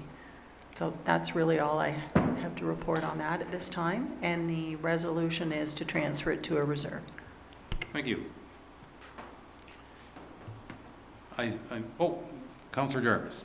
I think we want to think this one out. Just curious, I know it's a huge if. We have no idea what's going to be coming down the pipe for the provincial government with regards to the regional review. But should there be a change in the makeup of this township, Do we have any idea what happens to all the funds we have and all the expenses we have? Does that just get amalgamated? And before you go any further, my idea was, why don't we just set it aside, should this township be disbanded, we just distribute it to all the taxpayers? Just an idea. To the chair, we'll have to wait and see. However, I was around in the 90s when we had amalgamation then, and just everything went into a pot. From the former municipalities joined, so that's what happened in the past. Depends what the makeup will be, if anything. So those decisions, I think, are for the future. Councilor Bochek. One of my previous astute colleagues, Councillor Pat Edwards, had always said to me and to other council members that the last thing we ever want to do is put cash into reserves. And his reason for that was everybody looks at that cash sitting there and figures out ways to spend it. Is that the appropriate place to put this money at this time? Or is there a better place to put it so that it's going to have a specified use? Through the chair, the having of reserves is responsible fiscal management so that you can respond to future and you can plan and put aside for replacement of primarily capital assets as well as be prepared. So that answers the first part. The second part, you could put it in a specific reserve for something, but reserves are not set in stone. You could do it for anything else, and we are looking to be bringing forward a reserve fund policy very shortly, where we will be reducing the amount of reserves so that you don't have pockets here or there, so that you have more general. So it is up to you. Those two towns I mentioned, one put it in a general reserve like I'm speaking to, and one did put it in a specific reserve. So it is up to yourselves, but you would have to define what the reserve's for and what it's going to be used for, or else then staff does not know what to do with it. So options available. And would I be correct that council at any time could move money from one reserve to another if they... That is correct. That's what I was alluding to. Reserve funds are set aside generally by legislation for development charges or follow something. Reserves created by council can be used for anything. Okay, thank you. Seeing no other hands raised at this moment, I will read the motion. Be it resolved that Committee of the Whole recommends to Council that the one-time provincial funding of $604,110 be transferred to the Working Capital Reserve until such time as further direction is given by Council. All those in favor? Carried. Thank you.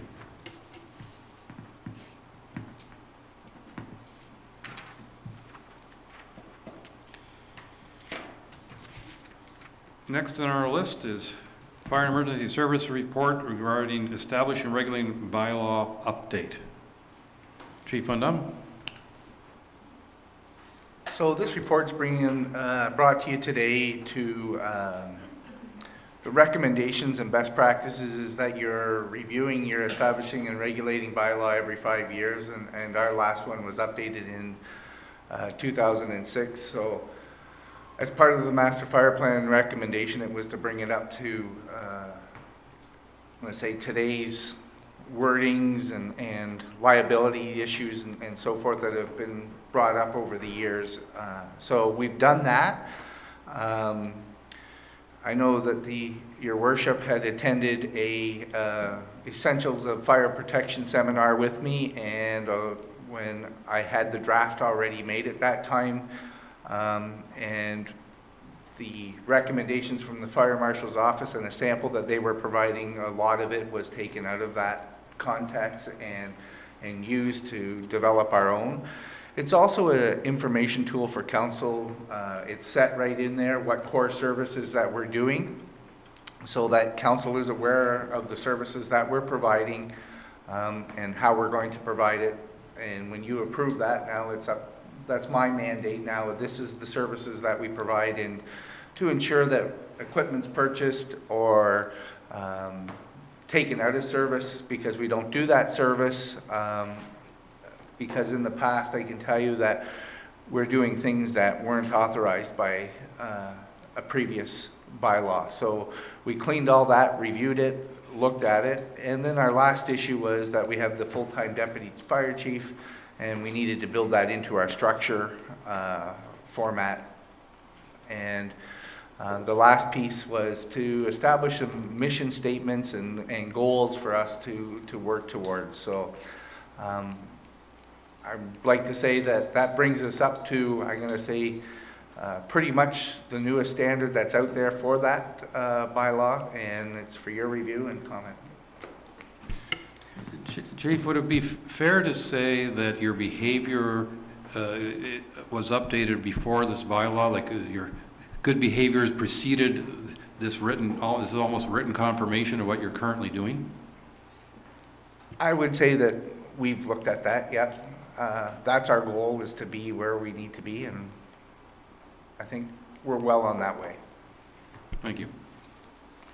Councillors, anyone questions or comments? I'm going to take that as a positive sign, or a report well done. Be it resolved, the Committee of the Whole recommends that Council adopts Bylaw 2019-67, being a bylaw to establish and regulate a fire department in the Township of Georgian Bay, which will repeal and replace Bylaw 2006-87.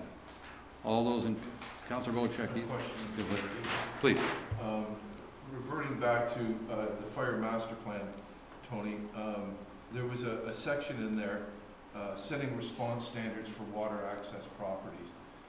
Could you just elaborate a little bit on that before we go to a vote on this? Because it was one thing that caught my eye, and I think it's very important to a lot of our water access constituents. Through your chair, I'll bring it to, the standard is, there's not an official standard out there. However, some best practices is the National Fire Protection Association's Standard 1720, which is, I just want to make sure I call it the right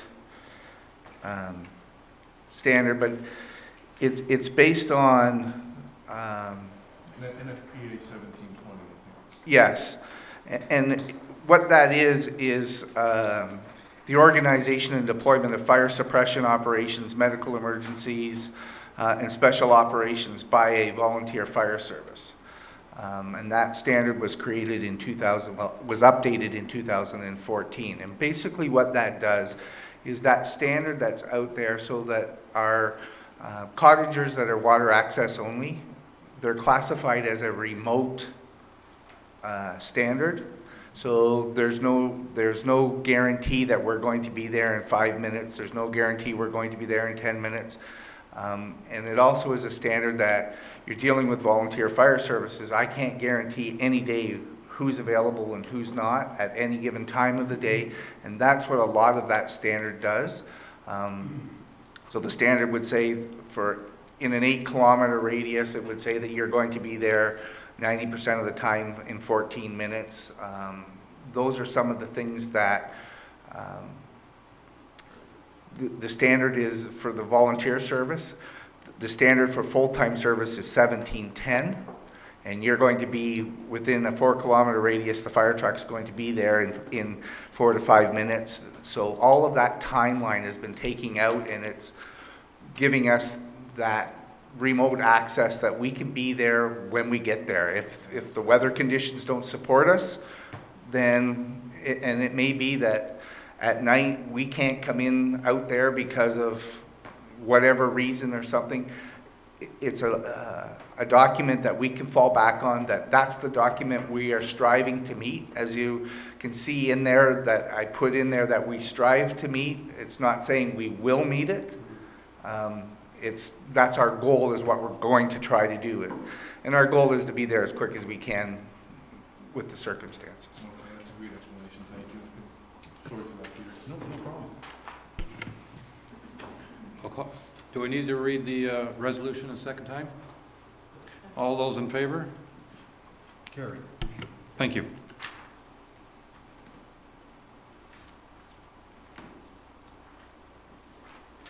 Next on our list is private parking enforcement agreement.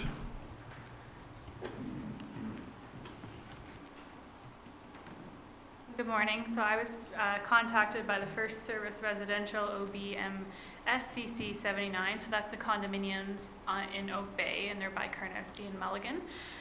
That's what they're speaking of specifically. So they have about 10 parking spaces that are meant for their visitors of the condominiums. Unfortunately, some of the people in the area, whether it's from the freehold homes within, are parking in their visitor parking. They've tried to address this themselves and have had not very much success. So they've requested that we enter into a private parking agreement to enforce that in partnership with them. So they would need to provide their own signage, and they would need to contact us and tell us who is there, like under their will, like are allowed to be, or parked without their consent. So it's not something that we would patrol regularly. It would be something that we would be called in if there was someone parked there without their permission of the condominium board. We were approached about this last year, and it was just something that we weren't sure at the time that we could handle, where we feel we were in a better place now to try and attack this issue.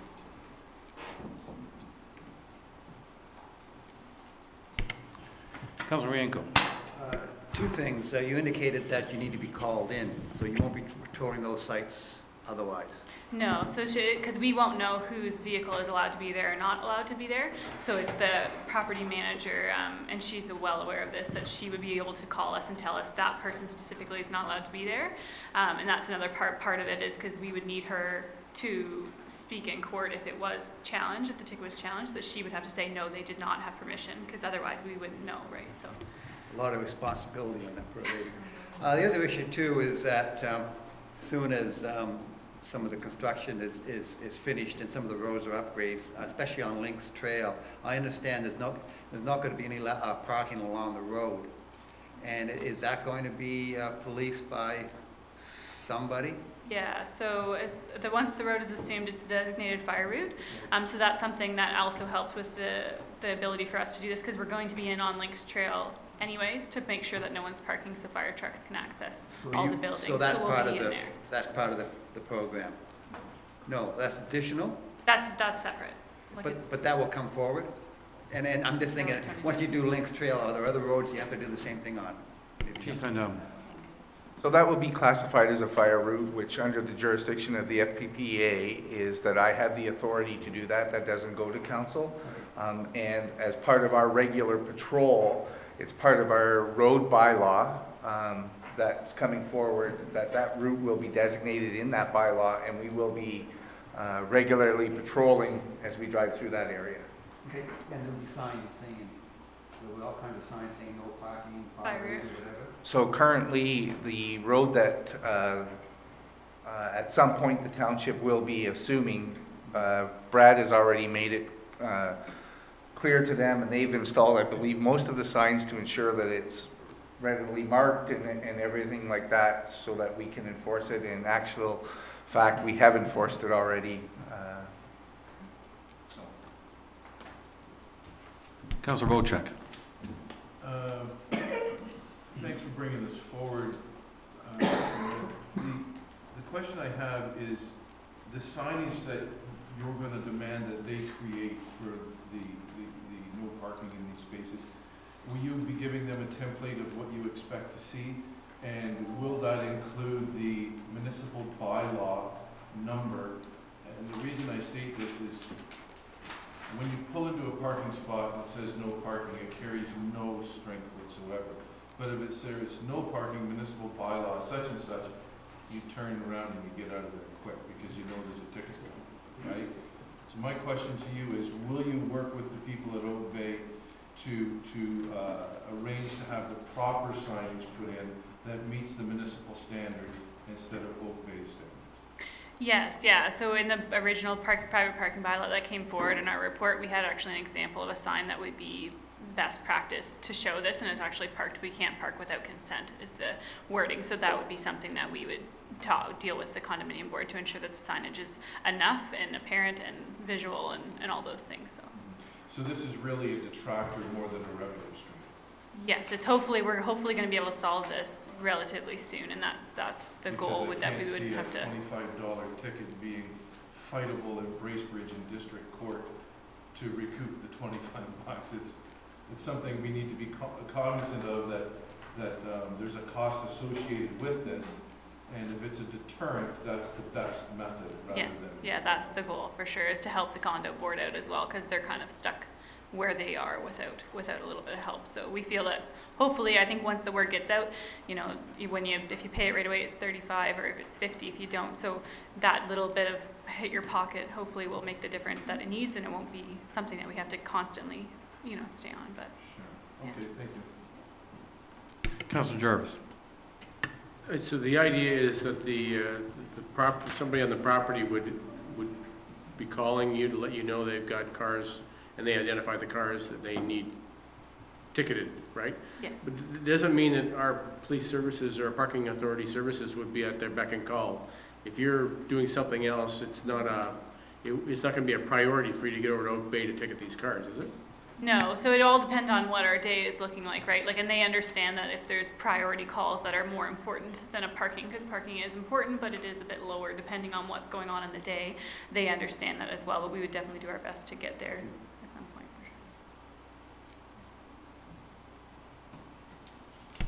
I'll read the motion. Be it resolved, the Committee of the Whole recommends to Council that staff be directed to enter in a private parking authorization agreement with First Service Residential OB MSCC 79 or Oak Bay. All those in favor? Carried. Thank you.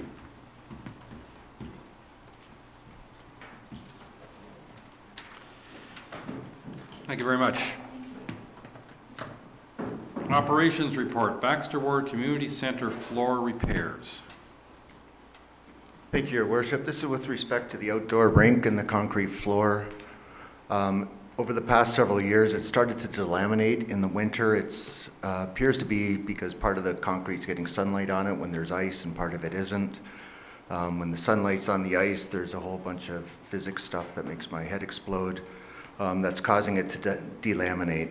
So last year we received a quote to fix a portion of the rink. When we went and looked at it after this winter, they hadn't done the work yet, and this winter a lot more delamination happened, so we think the entire rink should be done. And therefore we're asking for additional funds for the project. Councilor Douglas. Brad, could you just explain, okay, we were talking about the outdoor rink, correct? Through the mayor, correct. Okay, and so what was the solution to the new product that they would be using to replace it? I'm sorry. Difference? It's the same product proposed last year. It's a polymer-based material that is put on over top of the concrete. The concrete's prepared first, and then they put it on. And there's a warranty on it it's weird years, like 7 years or 11 years. It wasn't a round number, but there is a warranty anyways. Just supplement to that, if I may, do you have to replace the concrete, or? Through the mayor, we don't have to replace the concrete. The concrete will stay. This will go on top of the concrete. Okay, thank you. Councilor Jarvis. So we're proposing basically extending the life of that concrete pad by 7 years or whatever the warranty is, correct? What happens after that? Through the mayor, that's what the warranty is. People I've spoken to who've used this product, and there's one in Tiny or Taste, somewhere around here, I forget which one it is. They used something very similar about 8 years ago, and it's still holding up fine. They haven't had any problems. The warranty may have expired, but it's still holding up fine. So it's not a 7-year fix, it's a 7-year warranty if that's what the warranty is. Councilor Beauchamp. Brad, Microphone. A couple of things here. In the quote or in the tender, was it requested that the hockey boards, the playing boards, be removed and the entire surface be refinished, or are they going to just refinish inside of the boards? Through the mayor, we would like to remove the boards and have the refinishing done, but we would remove the boards. To have them remove the boards was just crazy expensive. So that would be an internal cost. Yeah. Okay. Because the delamination process is a combination of many things, like you said, enough physics to make your head explode. And my experience with this polymer, and I know they've used it in Perkinsfield, it's working there, and they've used it in Oakville, and it's working there. So I'm quite satisfied that this is a one-time investment that we're going to get lots of years of return on. So I would support this. And this is probably the biggest community hub for our youth that we have in this township. I know my kids grew up there, and most youth in this Port Severn area use it extensively, so I'm going to support this. Councillor Jarvis. Just out of curiosity, how old is that current rink pad? When was it poured? That rink used to be the temporary township building.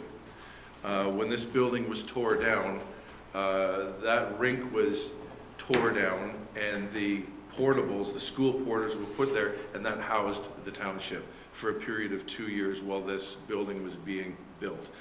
After that, Mayor Kennedy expressed that the rink would be put back, the boards would be put back in, and everything would be upgraded, and it never happened. The buildings got removed, the new boards went up, the surface stayed the same. So that surface has been in there for quite a long time.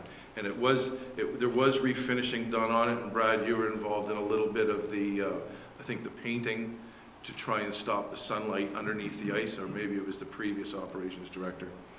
The community has stepped in here and done everything they possibly. They hang tarps up on the outside to stop the sunlight from coming in. They build walls. They do everything they can from a public's perspective to try and keep that rink usable, and they've given up.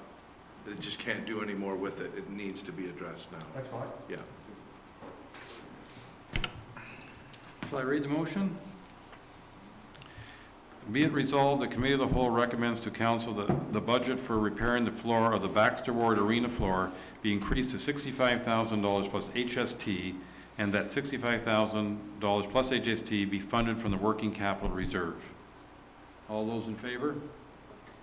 Carried. Thank you.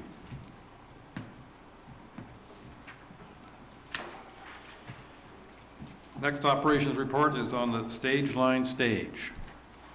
Thank you, Your Worship. The township purchased a stage about 6 years ago.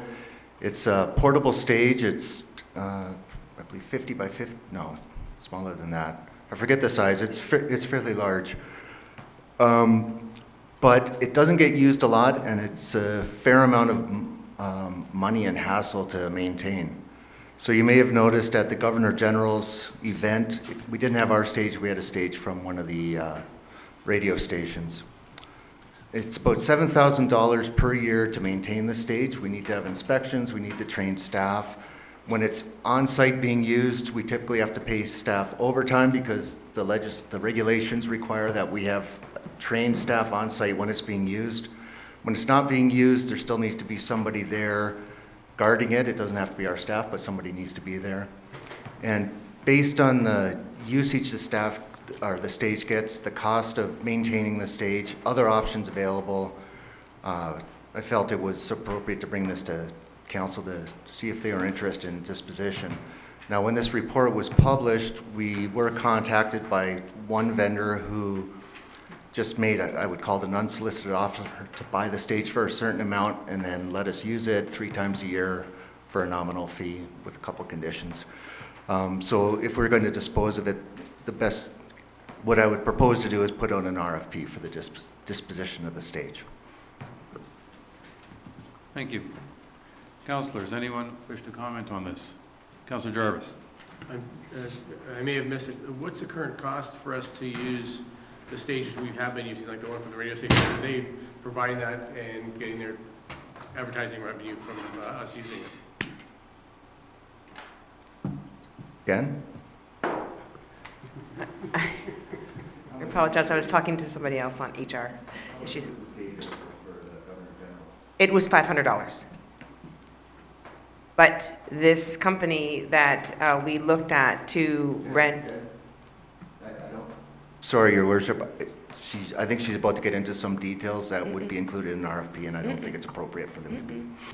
No, I was just saying that a rental of a stage off-market outside of the media is about $2,000 an event. Thank you. Sorry, Jen.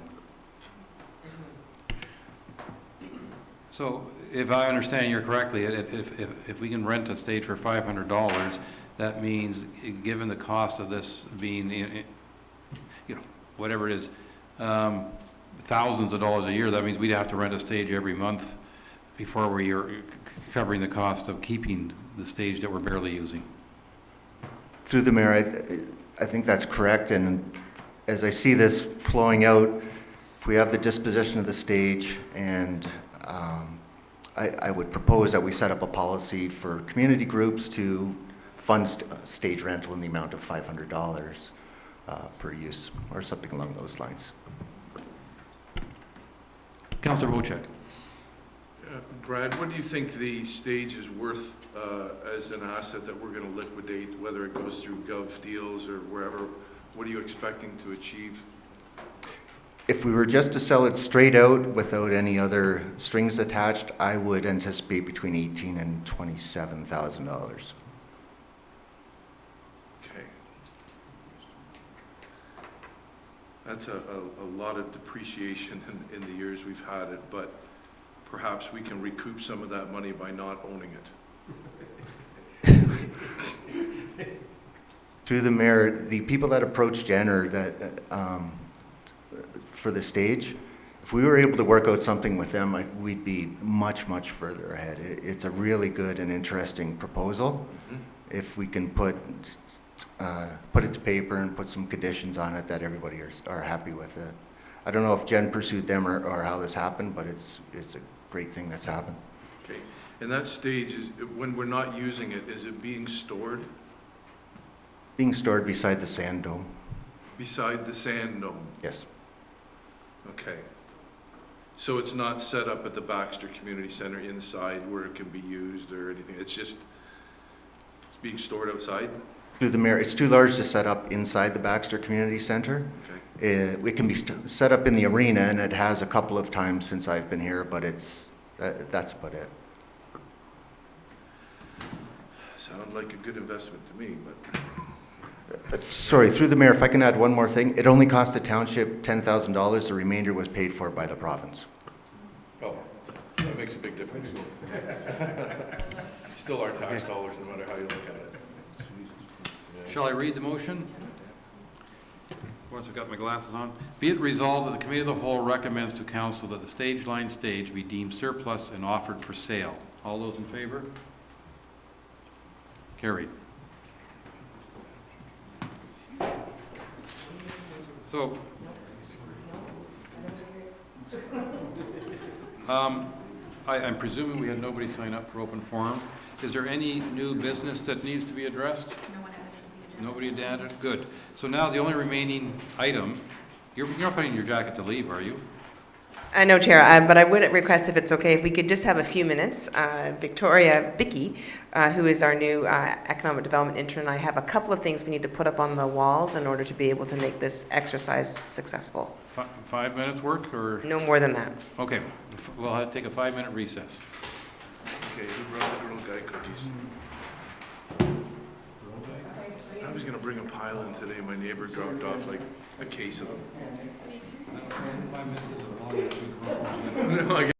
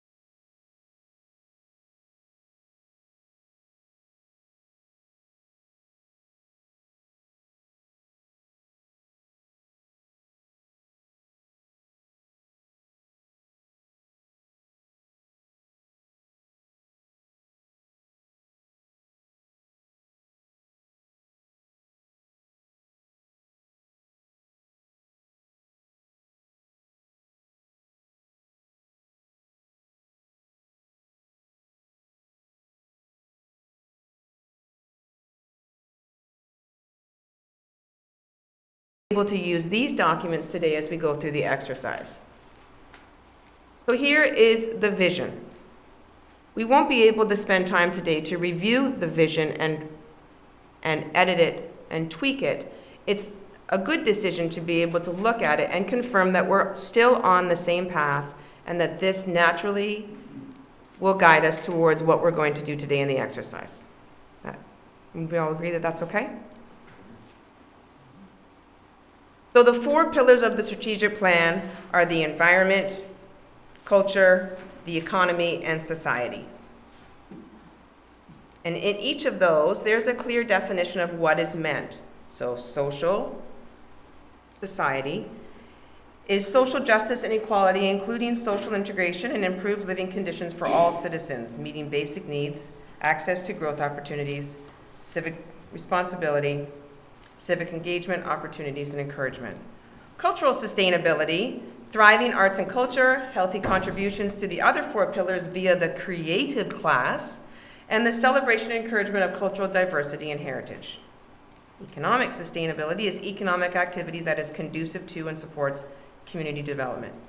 And of course, we have the environment, preserving and protecting ecosystems and responsible use of natural resources. These 4 pillars led us to 6 strategic directions that exist in our present strategic plan. Fiscal responsibility, establishing cohesive communities, protecting and preserving the natural environment, sustainable economic development, transparent and representative government, and a well-managed infrastructure. So it's going to bring us to today's exercise, which is about you. We're going to start with the end in mind, and our intern, Vicki, has created boards that are up on the wall over there. Here's how this will work. You're going to work individually as council, but you can chit-chat amongst yourselves if you want. You get to a board and you use and if you have an idea of what needs to be done in the next year under the pillars of the strategic direction, grab your sticky notes that are in front of you. We'll give you some markers in just a minute and write it down. But have a look at the board and see what else we're looking for. The strategic direction is already up on the boards for you. But we would like to get some feedback about what could be accomplished, what would be determined to be a success, our first steps and quick wins on your idea, and some partnerships and stakeholders that you think should be involved in order to achieve the goal. So don't worry if you have an idea and it already exists in the strategic plan, because what staff will do is we will put together all of your ideas today, and then we will come back with an interim strategic document to be able to ensure that your ideas have been captured correctly, and then we'll be able to use it as a guiding document for at least 1 year. Vicki and I will be here to help you, but you can to put your ideas into words. And don't worry if you have an idea that you put down and it's already been done, because if you have an idea and it has already been done, then it's possible that we haven't done it correctly, or we haven't identified or communicated correctly whether or not the idea is in place. Any questions so far? So this is an interactive exercise. We're going to give you some markers in a few minutes, and all I ask you to do is put down one idea under each board. If we find it a little bit crowded over there, then we can move some of the boards around. But it would be also good for you to be engaged with each other as you fill in the spots. So 1 idea per board, 6 boards in total. So 6 boards in total, 7 of you. You can do the math. We're going to have a lot of ideas for what we can do in the next year. What we'll do as staff is we will compile your ideas and put them into directives to be and actionable items, and then come back to you next month and make sure, as I mentioned, that we're on target. So this is what we're going to do, if it's the will of the chair, now in order to start the process. So we'll probably spend about half an hour going through this. It's a long time, but at the same time, you need to sort of take your sticky notes and pop your idea on and then talk about it. So don't write directly on the board. Use your sticky notes in front of you. Yep. And we'll give you some markers. You can use pens, markers, whatever you like. Sound good? Right. Okay, so we're going to use some markers. Did not. Mr. Coaches, did you steal my notes?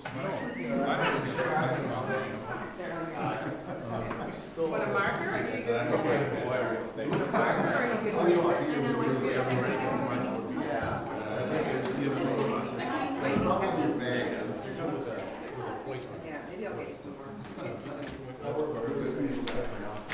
on, I think I might have a sticky note for you.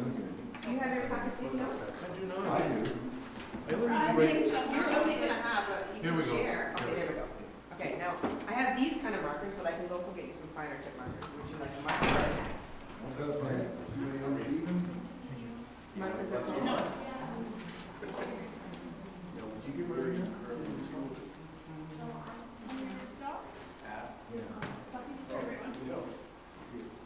It said it was fine. I think it was fine. It's a joke. Didn't ask me for a lap.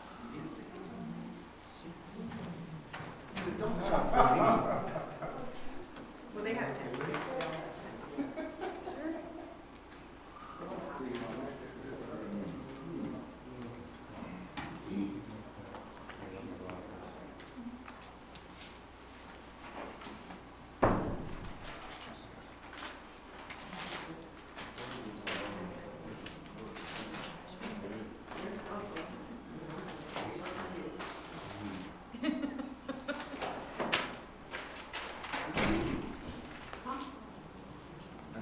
I have to go that way. Now you're not gonna say it. That healthy stuff. You want to say it again? So now that you're seeing, you're at the board, your objective is to put one idea on each board per person. And then if you say that you want to, let's do a directive, reduce single-use plastics in the entire municipality. So you would say that that is your idea, and then you would determine how you would say it would be successful and what kind of partners you would want to have with your project. And then some first steps. So a first step on single-use plastic would be to do a leadership role in your own council, which you've done. So then another success factor would be that in 1 year we can identify how much money we've saved with single-use plastics. Our partnerships would be the Georgian Bay Biosphere Reserve and maybe the District of Muskoka. And what could be accomplished? We would eliminate single-use plastics in the Township of Georgian Bay. All right, so now we're done. No, that's just one. So a really good idea would be to go back and get your documents that you have in front of you, including your 4-page cheat sheet, and see which stems the idea that you've been mulling over in your mind. I wish I could get staff to do this. That's what you're putting on the board right now.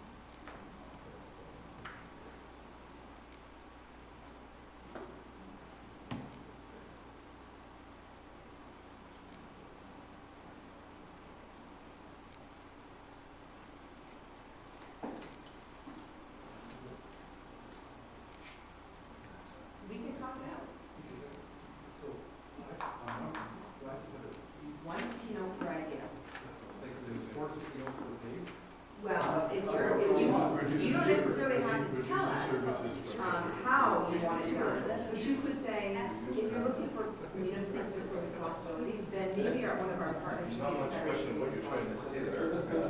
or AIM, you know, so that would be a partner.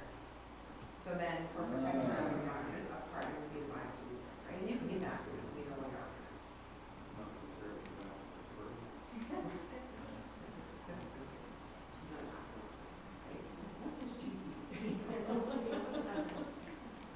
That's okay. It's like SARS. SARS in municipality is very different than SARS in the world, right? Right. You got species at risk and then. That's exactly right. Yeah. Why would you search and rescue in a municipality?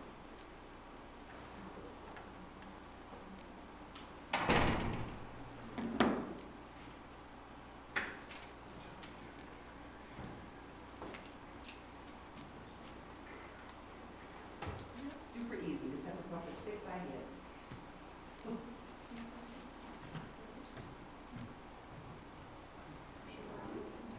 a success factor would be that by the 2020 budget, and fiscal responsibility, we will have reduced our but it could also be the communication. I was saying, these are followers on. Yeah. Yeah.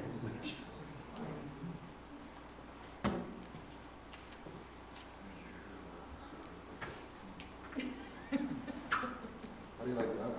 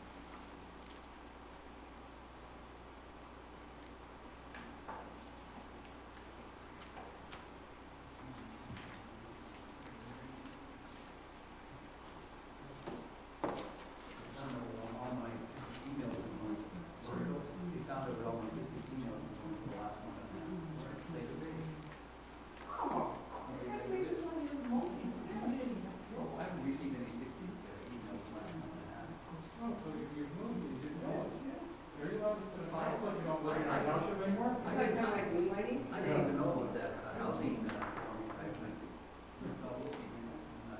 missed the announcement, that's why I missed the DC meeting, I didn't know about it. I apologize. No, it was great at the beginning, this, oh, wow, it was great.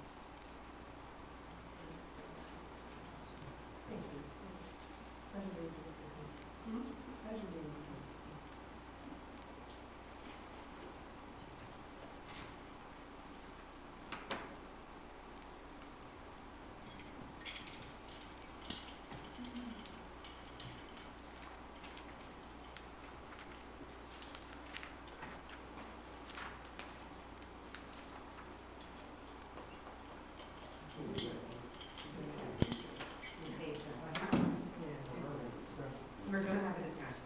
We will, we'll discuss to make sure that we understand what you're saying. But we need to, yeah. And we need to have some discussion, so this will tell us where you're going, and we'll be able to just clarify.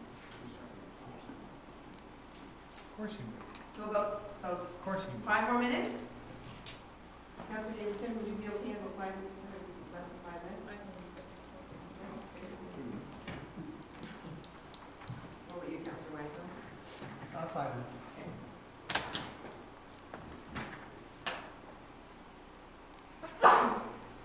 Jennifer, last time we did this, was it not a public process? Did we not have a lot of members of the community involved in the strategic plan? Yes, we did. Yeah, so this is a That would little, be a full strategic planning process. right, it's a little different process this time. It is, and the reason why it is a little bit different is because we're just gonna take what we have now that's still within the timeline of the strategic plan that the community has approved, Right. and just look at it and say, what do you wanna try to do in the next year? Tweak it a little. Tweak it, just prioritize it. Gotcha.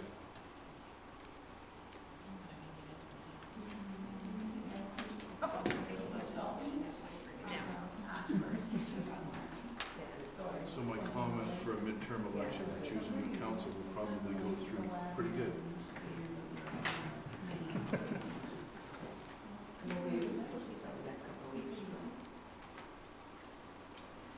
And why would there payments in cash to give us those from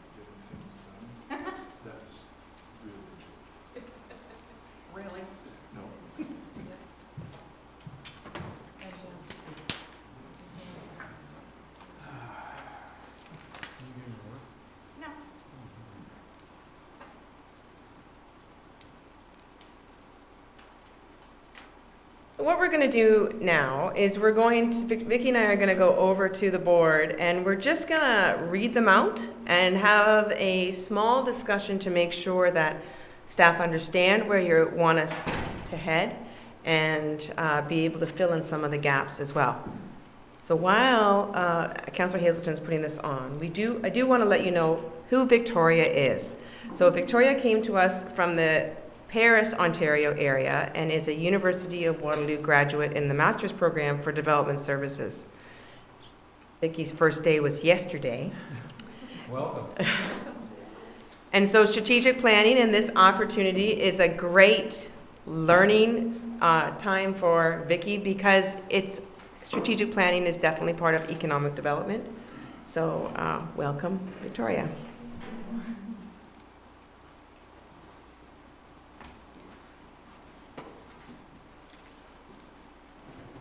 So looking at the first one, and I'm a little bit worried about whether or not this will be recorded, my voice, but I've never been known to be quiet. So one of the things that could be accomplished is to reduce taxes by 30%. So the other one here is the reducing tax burden across the board, reduce service. Okay. Property unit taxation for government, reduce taxes, so those are together, and that's together. Reassess how services are being provided is will go well with reducing services from the district and reassessing services. Work closer with Township of Georgian Bay organizations to ensure local input to the budget, so that will be in partnerships. Maintain responsible management with an eye to continue changes, goal, best value for residents, monitor provincial government with respect to what they're up to for regionalization. Is that what that was meant? Yes. Yes. Reduce taxes by 30%, reduce taxes in general, reduce taxes is a really big priority for you. So is there anything you want to add in terms of first steps and quick wins? Open discussion? Sorry, Jennifer, can you just read your top line? The strategic direction is to minimize and control municipal budgets by spending wisely, controlling costs, and keeping tax increases to an annual minimum. So we have a couple of what could be accomplished: reducing taxes by 30%, reducing taxes, and reducing the tax burden across the board. So a first step and a quick win. But I'm sorry, but it's not a nice idea of 30% tax reduction. We set the budget for 2019. By the time we're doing by the time we pass the budget for 2020, we may be in a different environment. So what? We gotta work ahead on this anyway, right? Thus, we might end up with 30% lower taxes. But we don't know. But this is a goal, isn't it? So so you have a couple of things that you can think about here. Your first steps and quick wins, success factors and partnership and stakeholders. Is there anything missing on this board that we haven't put down? Councillor Jarvis. Well, you're saying under quick wins, I mean, we were just talking about garbage, is a quick win, would a category like reducing our, the budget, the garbage budget item, would that be one of the quick wins? Yes, yes. Yeah.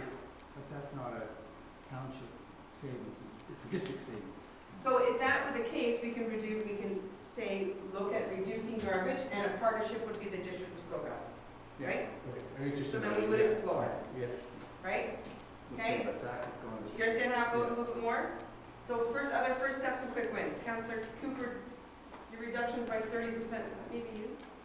That might be me. Okay. So is there any first steps or quick wins that you think Well, we of? just talked about the garbage as an example. Okay, so garbage we've got captured. Yeah, so we could cut that at about 50% if we had it allocated appropriately, so. So garbage is important. Yeah, Okay. that's one matter. So really, Jennifer, my statement there would go with his more than with the other ones, which is reduce the amount of services from district and figure out ways we can do it ourselves. Okay, so I've got that up here, so we can do first steps and quick wins with respect to that. Perfect. If I could just comment on the 30%, I have done some study on other municipalities in our area that have taxes about 30% lower than ours, just to validate that point. Thank you. So partnerships and stakeholders would be any of your findings. So I'm gonna put council people findings, okay? Because we can explore that. Or just other districts, other municipalities? I don't know. There are other municipalities. Okay? So anything else here? Remember, we're gonna do this for all 6. So we'll be moving sticky notes around. Ready to move forward?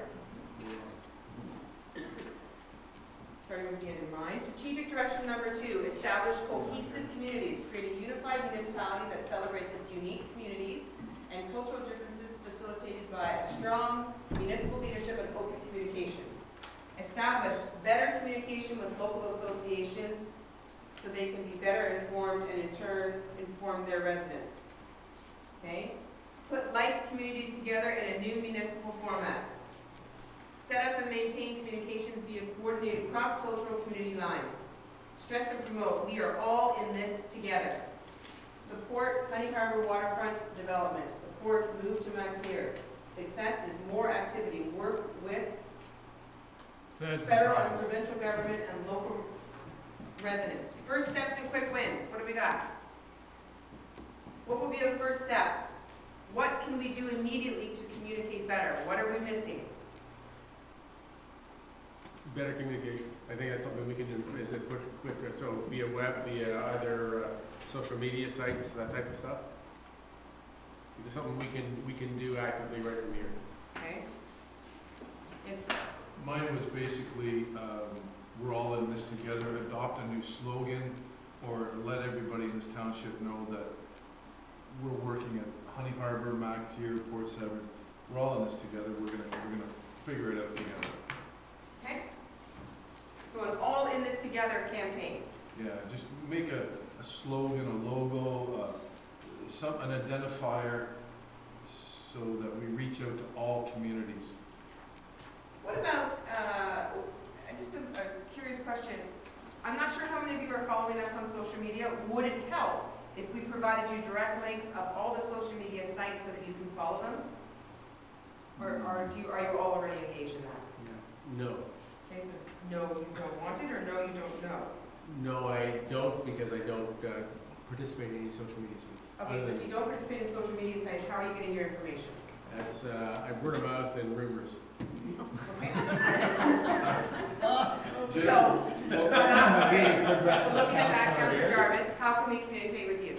Website, staying active on the website, I check the website, so the website's good. And communication through that. I would appreciate if our website actually gave links to Cottage Association websites. I'm interested in what goes on in Cog Machine. I'm interested in what goes on Gibson Lake. And if there was a link where I could just tap in and it would direct me to their association website, I would be a lot more educated on their views. So is a partnership then also the Cottage and Community Associations? Yeah, Yep. yep.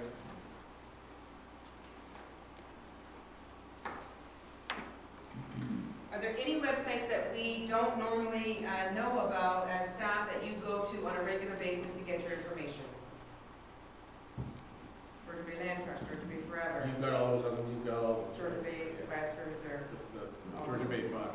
Anywhere else that we get information, that you get information that we don't know about? There's a lot of District of Muskoka sites that I visit, one Muskoka, a bunch of them, just to get people's feelings. There's a lot of political groups out there. Okay. What about the GV5 websites? Okay. Yes, the GV4, basically. Is it? Well, I guess one doesn't have a website. So would a first step and a quick win be to, for as we get the strategic one-year plan together, would it be good for us to send you an email so you can send us back links and information about who you're communicating with? Yeah. That's not a bad idea. Okay. And anyone that we fund, I would like a link directly to their sites, SSEA or the Land Trust or the Biosphere. We should be able to just go to our township website and get everything we need right now. Yeah. So a stronger presence on the website Yep. about communication?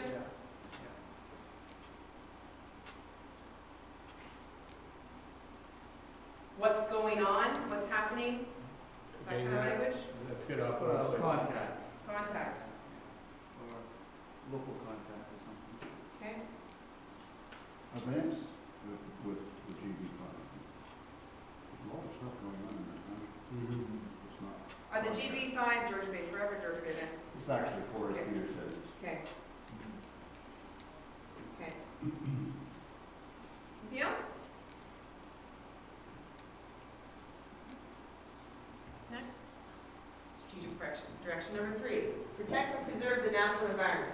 Ensure ongoing protection of the environment and continuous monitoring of the community's natural resources through development and maintenance of initiatives to enhance the quality of local environment, including the monitoring of invasive species. You said responsible development, protect wetlands and F1 habitats. I'll put that up there with that. Reduce development with more stringent planning practices, improve land, long-term and sustainable environment. Enhance bylaws, so I'm going to put that over here because that goes with that. Number 3 must be number 1. Okay? Yeah. Very good. Plastics, protection of the environment. I don't remember.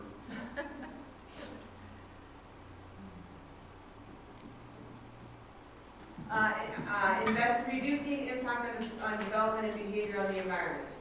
So that is a first step and a win. What does this one say? The plastics protection of environment. Long-term consequences. Long-term. Okay. Long-term consequences. How would we determine? Okay, keep that in mind if we go to the next one. So establish a responsible staff member and work with local agencies, community organizations to improve environmental stewardship. Is a success factor. Do the planning department communicate with boards on what is needed for government responsibility and development? Am I capturing that correctly? Good, probably. Good, okay. Okay. That's a success factor, and that's actually a first step and a quick win. If the environment is number 1, why do we not have a member of staff have this and take this on their plate full time? So that is a success factor. Stop approvals for development in environmentally protected areas and F1 zones. Yeah, planning to include environment as a priority over development requests. Saves money. Yeah, they're all independent. Partnerships, builders, developers, Georgian Bay Biosphere Association, contractors, builders, marina operators. Anything else that I'm missing here? Anything pop up in your mind? So we're going to make this number 1, right? Well said. Here. Okay? Your worship, do you want to take a break and come back to the last 3, or do you want to continue? Let's keep this going, I think, right Okay. now. Strategic direction number 4, sustainable economic development. Foster a strong and stable year-round economy that capitalizes on seasonal populations, tourism, commercial demand, and supports entrepreneurship and local businesses. Concept of year-round business sustainability could be accomplished. Leverage knowledge that seasonal residents are the economy. Okay, I'm going to put that in the first steps and quick wins. Honey Harbor use of Delaware property and year-round activity, more in the area with Adrian businesses, and so that could be a first step in a win. Create opportunities for affordable housing. Okay.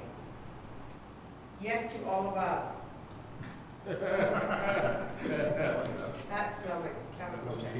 Reinstate the annual Georgian Bay as Cottage Association municipal forums. Okay. That can be a first step and a quick win. Partnerships are community groups, community business owners, and their investors. Fund a feasibility study for an education center in Honey Harbor. Forget about unrealistic growth in tourism. So that would be, that's going to put that under what could be accomplished. Okay? So how are we going to be successful? What does success look like? Because we don't have anything in this little cubby, and I can't move forward unless I have one sticky on here. Success factor. How are we going to measure success? Councilor Douglas. Have some affordable housing start. Affordable housing. Did you say affordable housing? Yeah. Okay. So affordable housing. Do you want like a campaign? Do you want? How do we do that? Yeah. What is it? Yeah. So I would encourage development of affordable housing where it belongs. Okay, where does it belong? Not on waterfront properties or islands, it belongs in Port Seven Heights type of thing, or back tier, places where it could become an economic stimulus. Service properties. Okay, okay, identify where it belongs. Yeah. Okay, so I think this is a big one, and we have not touched this as a municipality. Would we want to look at things like development charges, the waiving of development charges for affordable housing? Do you want staff to come back and talk to you about what that could look like as incentivizing? Yes, also, I think it's, it should be put on the board is to talk about how we can subsidize our developers, Okay. which is part of the development fees, but other. Affordable housing also is supported by the district, and Yeah, definitely. we're not getting. So that'd be a partnership then, Okay. So success factor, what, we've done this because we have a delegation, we have a plan that you look at, we have a campaign. Yes, yes, and yes, or no, yes? I think we have an obligation to not only workers, but to the people that employ them, provide that type of facility. How do you measure that? Okay, This is so the question. Jennifer, This is were you the asking question. what the quick successes? Yeah, how will you know that we are on track for this? What do you need from us?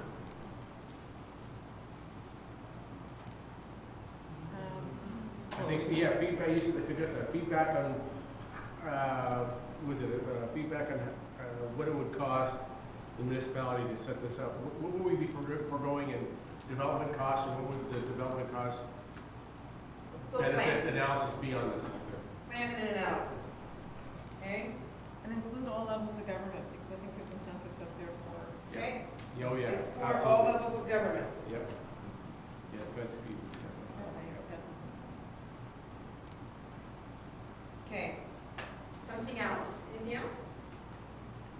Maybe under quick success, well, not even quick success. Yep. A success would be some sort of indication that we have housing available for our working population, our seasonal working population. Advertising. Because That that's a would be- huge, huge problem. There's nothing. I'm just going to write on here that the MAC Tier United Church, because I think that's a good example That was a good example. of how that is happening in our community, and we really haven't sunk our teeth into it. Right? There's a United Church that's going to potentially have 4 affordable housing units in the next year. Lovely. Okay? I feel like you have something that you want to add, Councilor Gisborne. Did you have a bullet there that talked about education services? Yes, it's up here on protect and preserve the natural environment. Where did you put the education center? I thought it was under sustainable economic development. Yeah, down there. And that would be a good milestone to track the discussion and progress towards the assessment of how suitable that strategy might be to bring long-term sustainable economic development to the hamlet. Okay. Okay. Moving forward. 2 more. Game cases on, you got this. Strategic direction, transparent and representative government. Provide local governments that is transparent, including objective representation on municipal council for all residents and communities within the township, and is conducted with the utmost integrity. What can be accomplished? Focus on the customer. Provide more open communication to all constituents. Foster greater ties with SegBay. More buy-in from local associations. Method of communication to reach the public. Definitely struggling with this one. We're gonna have to we're gonna put this one right here because we need to really explore that. What was that? So we can put aside? Methods of communication to reach the public. I want to move this over to number 2 because we're talking about our communication in number 2. Yeah. Okay, so if it's okay with you, I'm going to move it there right now. Okay? It's really a number 2 thing about creating a unified municipality with better communications. Transparent and representative. Mutual respect and unity amongst council will be a success factor, getting more constituents to participate in communication. How do we do that? Say that again? Getting more constituents to participate in communication. Motivating people to check out our social website, our social sites. I think that's a tough motivation. I think that may be one of the biggest challenges we have is getting people that want to be more invested in what we're doing. So they want to ask the questions. We aren't getting that kind of feedback a lot of the time. Post on our website, okay, got that one down, more invested. What about the idea of community ambassadors? That should be our, I think we have them already with our lake associations. and so on. Associations, yeah, we work with our associations, yeah. So maybe we need to. So don't create these from within. Sorry? Don't create them, use the ones that we already have. Oh, yeah. We need to capitalize on them. Okay, so greater ties with segways is important to deploy a CRM system that enables communication with all customers. CRM. Oh, it's an acronym. What's that acronym? What's that acronym for? Constituent relationship management. Of course, I get that. Yeah. So I'm just going to put this out there that a lot of the strategic direction of number 5 is very similar to the strategic direction Okay. of number 2. Yeah. Would you be open to us combining? Consolidating. Yes. Consolidating them? Yes? Jennifer, I think you missed mine in the I'm not done yet. upper right. Oh, Okay, so It was we're- delivered, Which could be moved as well. Okay, electronic message boards for all 3 communities.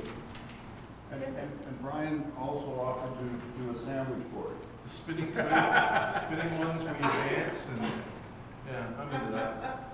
Right at the Honey Harbor Spinning Food guy. Town. So Brian's gonna be the spinning guy. Okay, so we're gonna consolidate with 2. Okay, so what did I miss, Councillor Wojcik? Did I? Just the 3 sandwich boards. I think we have a golden opportunity with the new waterfront plan in Honey Harbor with all the visitors coming in from Midland, Penetang. If there's something electronic to bring them up to the current events. We see it when I go into the town of Penetang, right in front of the township office is an electronic board, and it tells me what time the council meetings are, what time the committee of the whole meetings are. A great way for people that don't use the internet to be informed. What's the general feel on electronic boards? Councillor Douglas? I think if we have them in all communities, of course, it has to be a centralized message that goes from, I don't know how that would be hooked up, but anyways. It'd have to be consistent right across the township. So I'm just gonna throw it out there that we will definitely be back on this matter because centralized electronic community boards are expensive. So we coming back, is that okay? Yeah. Yeah. Priority? You should know. Okay. So more foster greater relationships with Segway and commercial contractors for economic development. Are there any other partners? You know what, this is really going to tie well with these. We'll be able to capture these partners, the Georgian Bay Fund, the District of Muskoka, cottage associations. I feel like they're very, very similar now. Last one. Well-managed infrastructure. Ensure that local infrastructure meets the demands of permanent and seasonal populations, effectively connects communities, and improves communications and accessibility across the entire municipality. What could be accomplished? Open and maintain communication channels for all constituents to express their thoughts. An online, is it a thought box? So would it be okay if it's an online thought box? That was my thinking, yeah. Okay. We're kind of dipping into that as well Yeah. here. So I'm gonna, high-speed internet for all. Perfect. That can be Yeah. accomplished. Drive internet suppliers to deliver a good service. Bridging the dichotomy, seasonal, permanent, road access, water access. Okay, we're gonna have to explore that one a little bit, okay? Provide access to potable, clean drinking water for certain residents in Honey Harbor. So that takes care of 2 Okay, so we're gonna have to explore that one too, because I don't know what you want to do. High-speed internet.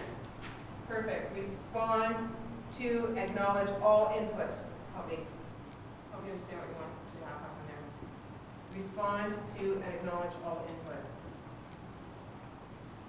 That's, yeah, it goes back to our thought box, making sure that people get responses when they provide any kind of thought. they get some response as opposed to a blank space. In other words, people want to know they're being heard. Not necessarily listen to, but heard. Would it be good to come back and identify to you what our corporate policy is about responding, like what the CAO tells us in terms of how we have to respond by a certain time? Sure. Would it be good to have a reminder of that? Yep. And I call them the CAO rules. Partnerships and stakeholders. Internet. Who's our partner? Rogers, Bell, Alice, Any of them. CCI. Internet providers, whatever. Okay. Complete capital review, including where to invest to achieve long-term efficiencies. Are you talking about looking at our infrastructure? So is that sort of something that we already do in our asset management plan? Yep. Is it sort of just to take a revisit of the asset management plan and see if there's any tweaking? Yes? I don't want to lead you, is that? Yeah, okay. You guys will agree with anything to do for lunch. Okay, first steps, I need to just get some feedback from you about provide access to potable clean water. Give me some, please, if you could, first steps on that. I think Brian had a really good idea earlier. Maybe Brian, you could tell us what you're thinking? Well, quite a few of the councillors at the table have recognized that Honey Harbor really doesn't have any clean water source. The wells in Honey Harbor run dry in the summertime, most of them. So the incentive was to maybe look at getting two birds with one stone here. Our fire department in Honey Harbor has no water. So if we were to drill a deep well there and offer to the public a clean drinking water, they come fill their bottles up at the fire department, and now we have access to water at the fire department. We're servicing that community is something they've been neglected to be serviced with for years. Okay. Bridging the dichotomy, seasonal and permanent residents, road access, water access. Help me understand what is a good first step there? Sorry, Jennifer? It's what could be accomplished, bridging the dichotomy, seasonal, permanent, road access, water access. Any thoughts on what is the first step? Quick win. Right? First step, quick win. I don't understand the statement. So I think we're trying to bridge the gap. How can we start to speak the language or develop the language to make sure that everybody knows that they're inclusive, seasonal, permanent? Is that right? Am I on the right path? Yeah, you're right, yeah. Am I on the right path? And quite often people think anything that's being done is being done for, say, permanent residents, or other people think anything that's being done is being done for seasonal residents. That's the dichotomy I'm considering. Okay. So maybe that's, again, going back to communicating that this is a all for one. All for one. Right. Ryan, yeah. Campaign. All for one campaign. I think it's important also that we understand the differences. A lot of people don't understand the differences between a seasonal resident and a permanent resident, and the differences that we have and the differences that we have need to be understood. A typical example here would be that Councillor Cooper and I don't see eye to eye on a lot of issues, but we get over it and we move past it for the betterment of the township. That's what you think. Cottagers and mainlanders, seasonal and permanent residents need to have that understanding. And water access, so there's two types of seasonal. Yes. So would you be interested in having some real updated data? I heard some data this morning that 85% of our residents are water access. But 85% of our using that is probably more, 85% of our residents are seasonal. Yeah, seasonal. Of those seasonal residents, how many of those seasonal residents are water access? Yeah. I would suggest that data needs to be a little bit more. So more complete data. Right. When that statement was made this morning, I was wondering, what is the ratio of seasonal residents with road access versus water access? Yeah. We've got that data from the district. Okay. We agree with that. Yeah, And so published. Councilor Hazelton. Years ago, there used to be something called the Delaware Conference. It was managed by the Georgian Bay Association. And we ran, I shouldn't say we, the township hosted one of those events with a big giant U-shaped structure here in this chamber. And it brought together seasonal, permanent, native, and it was extremely well received. And it was an opportunity to begin to bridge the gaps between what permanent thought about seasonal and what road access thought about water access, because the discussions netted out a surprisingly large amount of commonality that you didn't understand. So that was an annual event that used to be held 15, 20 years ago, for many, many years, but I think that the township should be hosting that minimum once a year for all of these associations, because there seemed to be a very strong interest in participating, and there was always a very strong learning result that came from that. Okay, I'm going to take that Delaware conference idea, You only and have these- to, yeah, and well, I'm going you to only move have to them, stick around that. I'm going to move them over here to communication, okay? Because when we're talking about infrastructure, one suggestion is internet, that's infrastructure. Water in Honey Harbor, that's infrastructure. The Delaware conference, good idea, real data, comparing ratios, reducing the dichotomy. Would it be okay with you if I put them over here in communication? Okay? Anything else with infrastructure? Do you want us to look at anything else with our present infrastructure and come back or work on anything, well-managed infrastructure?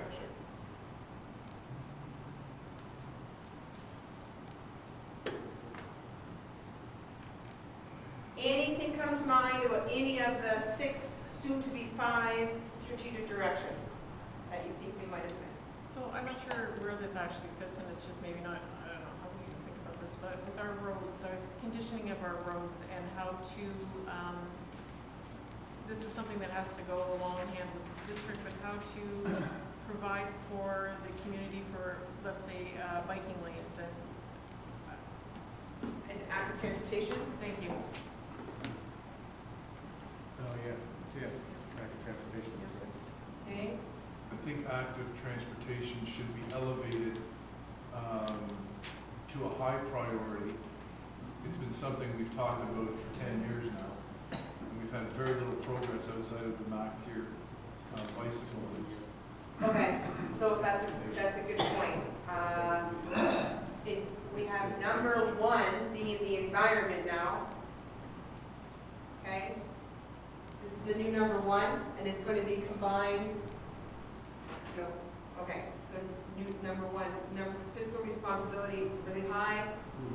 Okay, so number 2, before the economy, environment number 1, the economy second, fiscal responsibility. Who's number 2? Infrastructure, transparency. Transparency is going to be consolidated with communication. I think economy is number 2 because then that falls in hand in hand with fiscal responsibility. Okay, we agree? Economy is number 2? No, you don't agree? Talk to me. I think the communication. 'Cause Yeah. Communication will get us a better economy, but not. Okay. So we're pairing communication and transparent government. Is that your number 2 priority behind the environment? Communication, transparent government is in contention for number 2 spot versus the economy.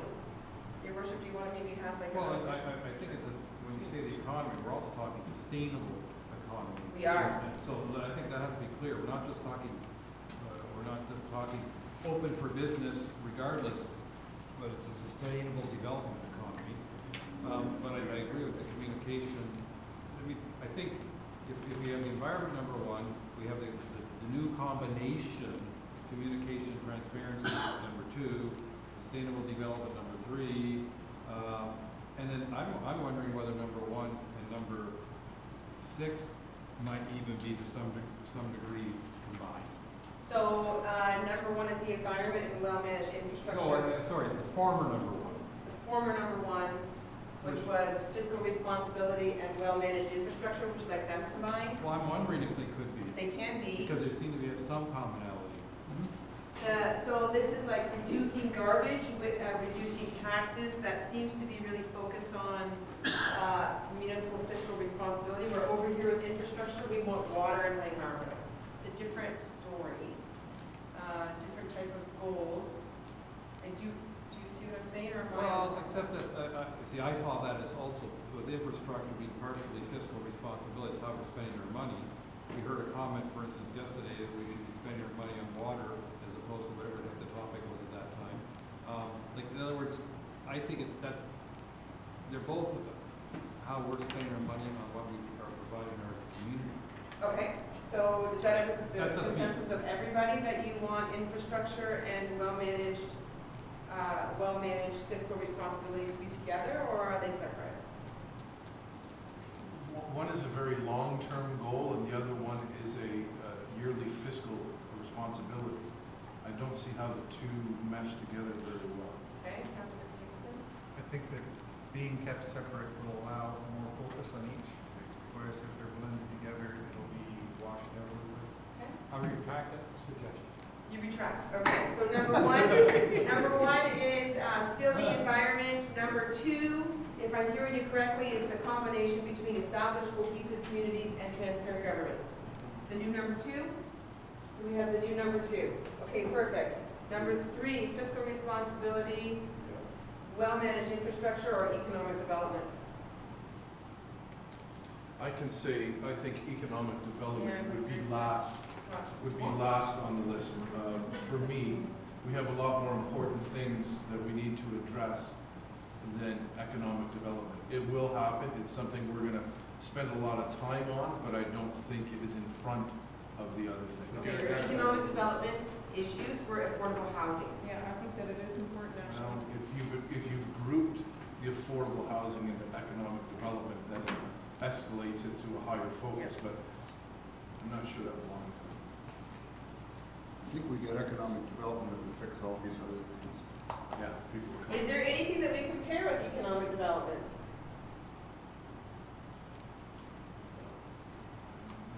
I'm hearing that it's a number 3 or number 5. Just a loose vote. Number 3? I don't think you can have economic development before first having good fiscal responsibility. So as much as I see the priorities that are inherent in the economic development, I still feel that because we got to have our house in order first, you can't have one before the other. Okay, so we're over here for potential number 3 for municipal fiscal responsibility. Is everybody feeling good about number 3 there? I still Yes. agree with Okay, fiscal all right, so number 4 is economic development or well-managed infrastructure. economic development. And then And that's here. How's everybody feeling about that?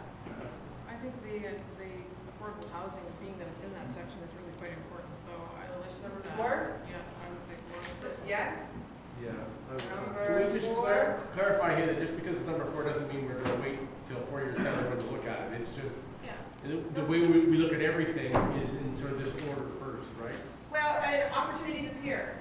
Yeah. So if an opportunity appeared and it was a requirement to assign municipal staff, we would be able to come back and say, there's two projects that will require the exact amount of staff time. Let's go back to what our priorities were. And if it matches better to follow the goal of number 1, which is the environment, versus a number 4 or 5, that will give you some direction in terms of how you lead.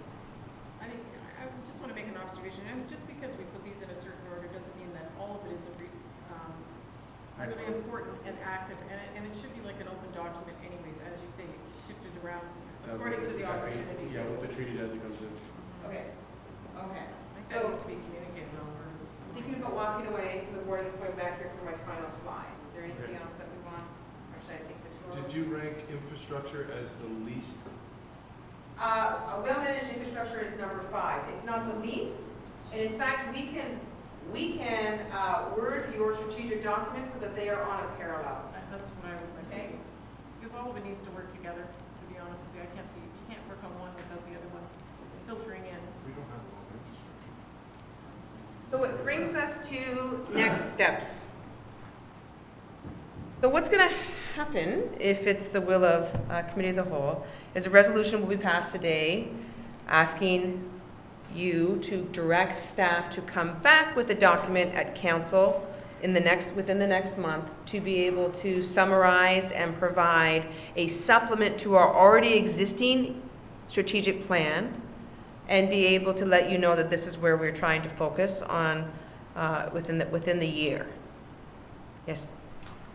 how much of this is encompassed in our current strategic plan, and it's just gonna be a repeat of what's already in there? So there are some things that are repeats, for sure, like the internet. Yeah, I But think- putting water in Honey Harbor is not on the strategic plan. Right, so you wouldn't, the report you're bringing us back will not be a repeat of what's already in the strategic plan, it would be the new items to be added to the strategic. Basically an update. It's an update, you're right, Councillor Jarvis, it's an update, but it will also bring out of the existing strategic plan what we have identified over the last 4 years and move it forward. So yes, some of the things that you have up there, communication, that reducing the dichotomy between seasonal and permanent residents is in our strategic plan right now. And so when we look back at what I mentioned earlier, if it's there and we haven't done it, then we need to move it up higher, so it's an important priority. And is there a cause to look at and remove things that are currently in our strategic plan that we don't need to focus on anymore? So I'm going to say that we should leave them for now, because one thing that does happen with the strategic plan is if an opportunity comes forward for funding that is that we weren't expecting, or with the review or any provincial one-offs, we are able to come back and say to you, this appeared in our strategic plan at this time, this is where it was a priority, do you want us to pursue it? And to eliminate things from the strategic plan, I think, is another exercise on its own. Okay. Just if I could, I read something in some of this material that there's been some consultation with the public. I'm not aware of what that was, but maybe I've been blind or something and not paying attention. But did we send out a new survey, or is this essentially taking what we had 4 years ago, getting feedback from council today, and what are we going to do to talk to our customers that are out there, our constituents? The strategic, Lori? The strategic plan that was created, that is in front of you, that is still in place, was developed through a survey, over 300 participants, as well as a community advisory group of over 45 residents. All community associations had the opportunity for representation, and the strategic plan that you have in place is a result of that community consultation. Today, it is a discussion with you as your leadership to be able to say, of that strategic plan, what do you want us to work on, as well as any new ideas. And I'm not sure whether or not it's necessary to go for a community consultation for water in Honey Harbor. It sounds like a good initiative. CEO Kennard, you were probably going to say what I was about to say. Maybe I was just going to remind council that you were given a choice of the breadth of strategic planning that you wish to do, and you went for the zero cost option to just do an in-house with council. So just as a question, I guess, so we did, I'm well aware of what we did 4 years ago. I was just trying to understand. I thought I read something about having consulted with other groups with respect to what we're talking about today, because it developed from 4 goals to 6 or 7 goals, and so it seems like there's something new in there. So I was just trying to understand what had transpired, and I don't want to sort of lengthen this necessarily, but I'm wondering if it would be helpful once we develop some new material that adds to what we've already done, that we might want to get some feedback from some of our community associations. I don't know that that's terribly expensive. It's basically getting feedback. So just a suggestion. Councillor Jarvis, did you have something to add? Yeah, I forgot what it was. Okay. Sorry. Peter totally distracted me. Your Worship, that's the end of our strategic planning. I tried to stay within an hour. How did I do? Almost. I will read the motion that's in front of me and then see if anybody wants any final comments. Be it resolved, the Committee of the Whole recommend to Council that staff compose an interim strategic plan based on today's exercise and return to Council for review and confirmation. All those in favor? Carried. Thank you. Thank you very much. I know you put a lot of work into this, and it's almost like it was a moving target. And we appreciate all that you've put into this, Jennifer. Thank you. Thank you, Jonas. Welcome. And now we have, be it resolved that Committee of the Whole does now adjourn at 12:38 p.m. until Tuesday, July 9th at 1 p.m. or the call of the chair. All those in favor? Carried. No, is there food?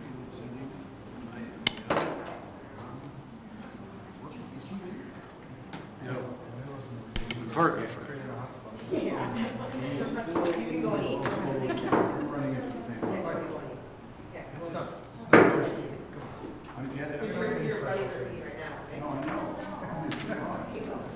Everybody wants it, but you're not obliged to stay. Is there something happening after the food? No. Or unless you want something. So We're- that we we're can done make, for the day. we can make it to go bag? As long as you don't use plastic.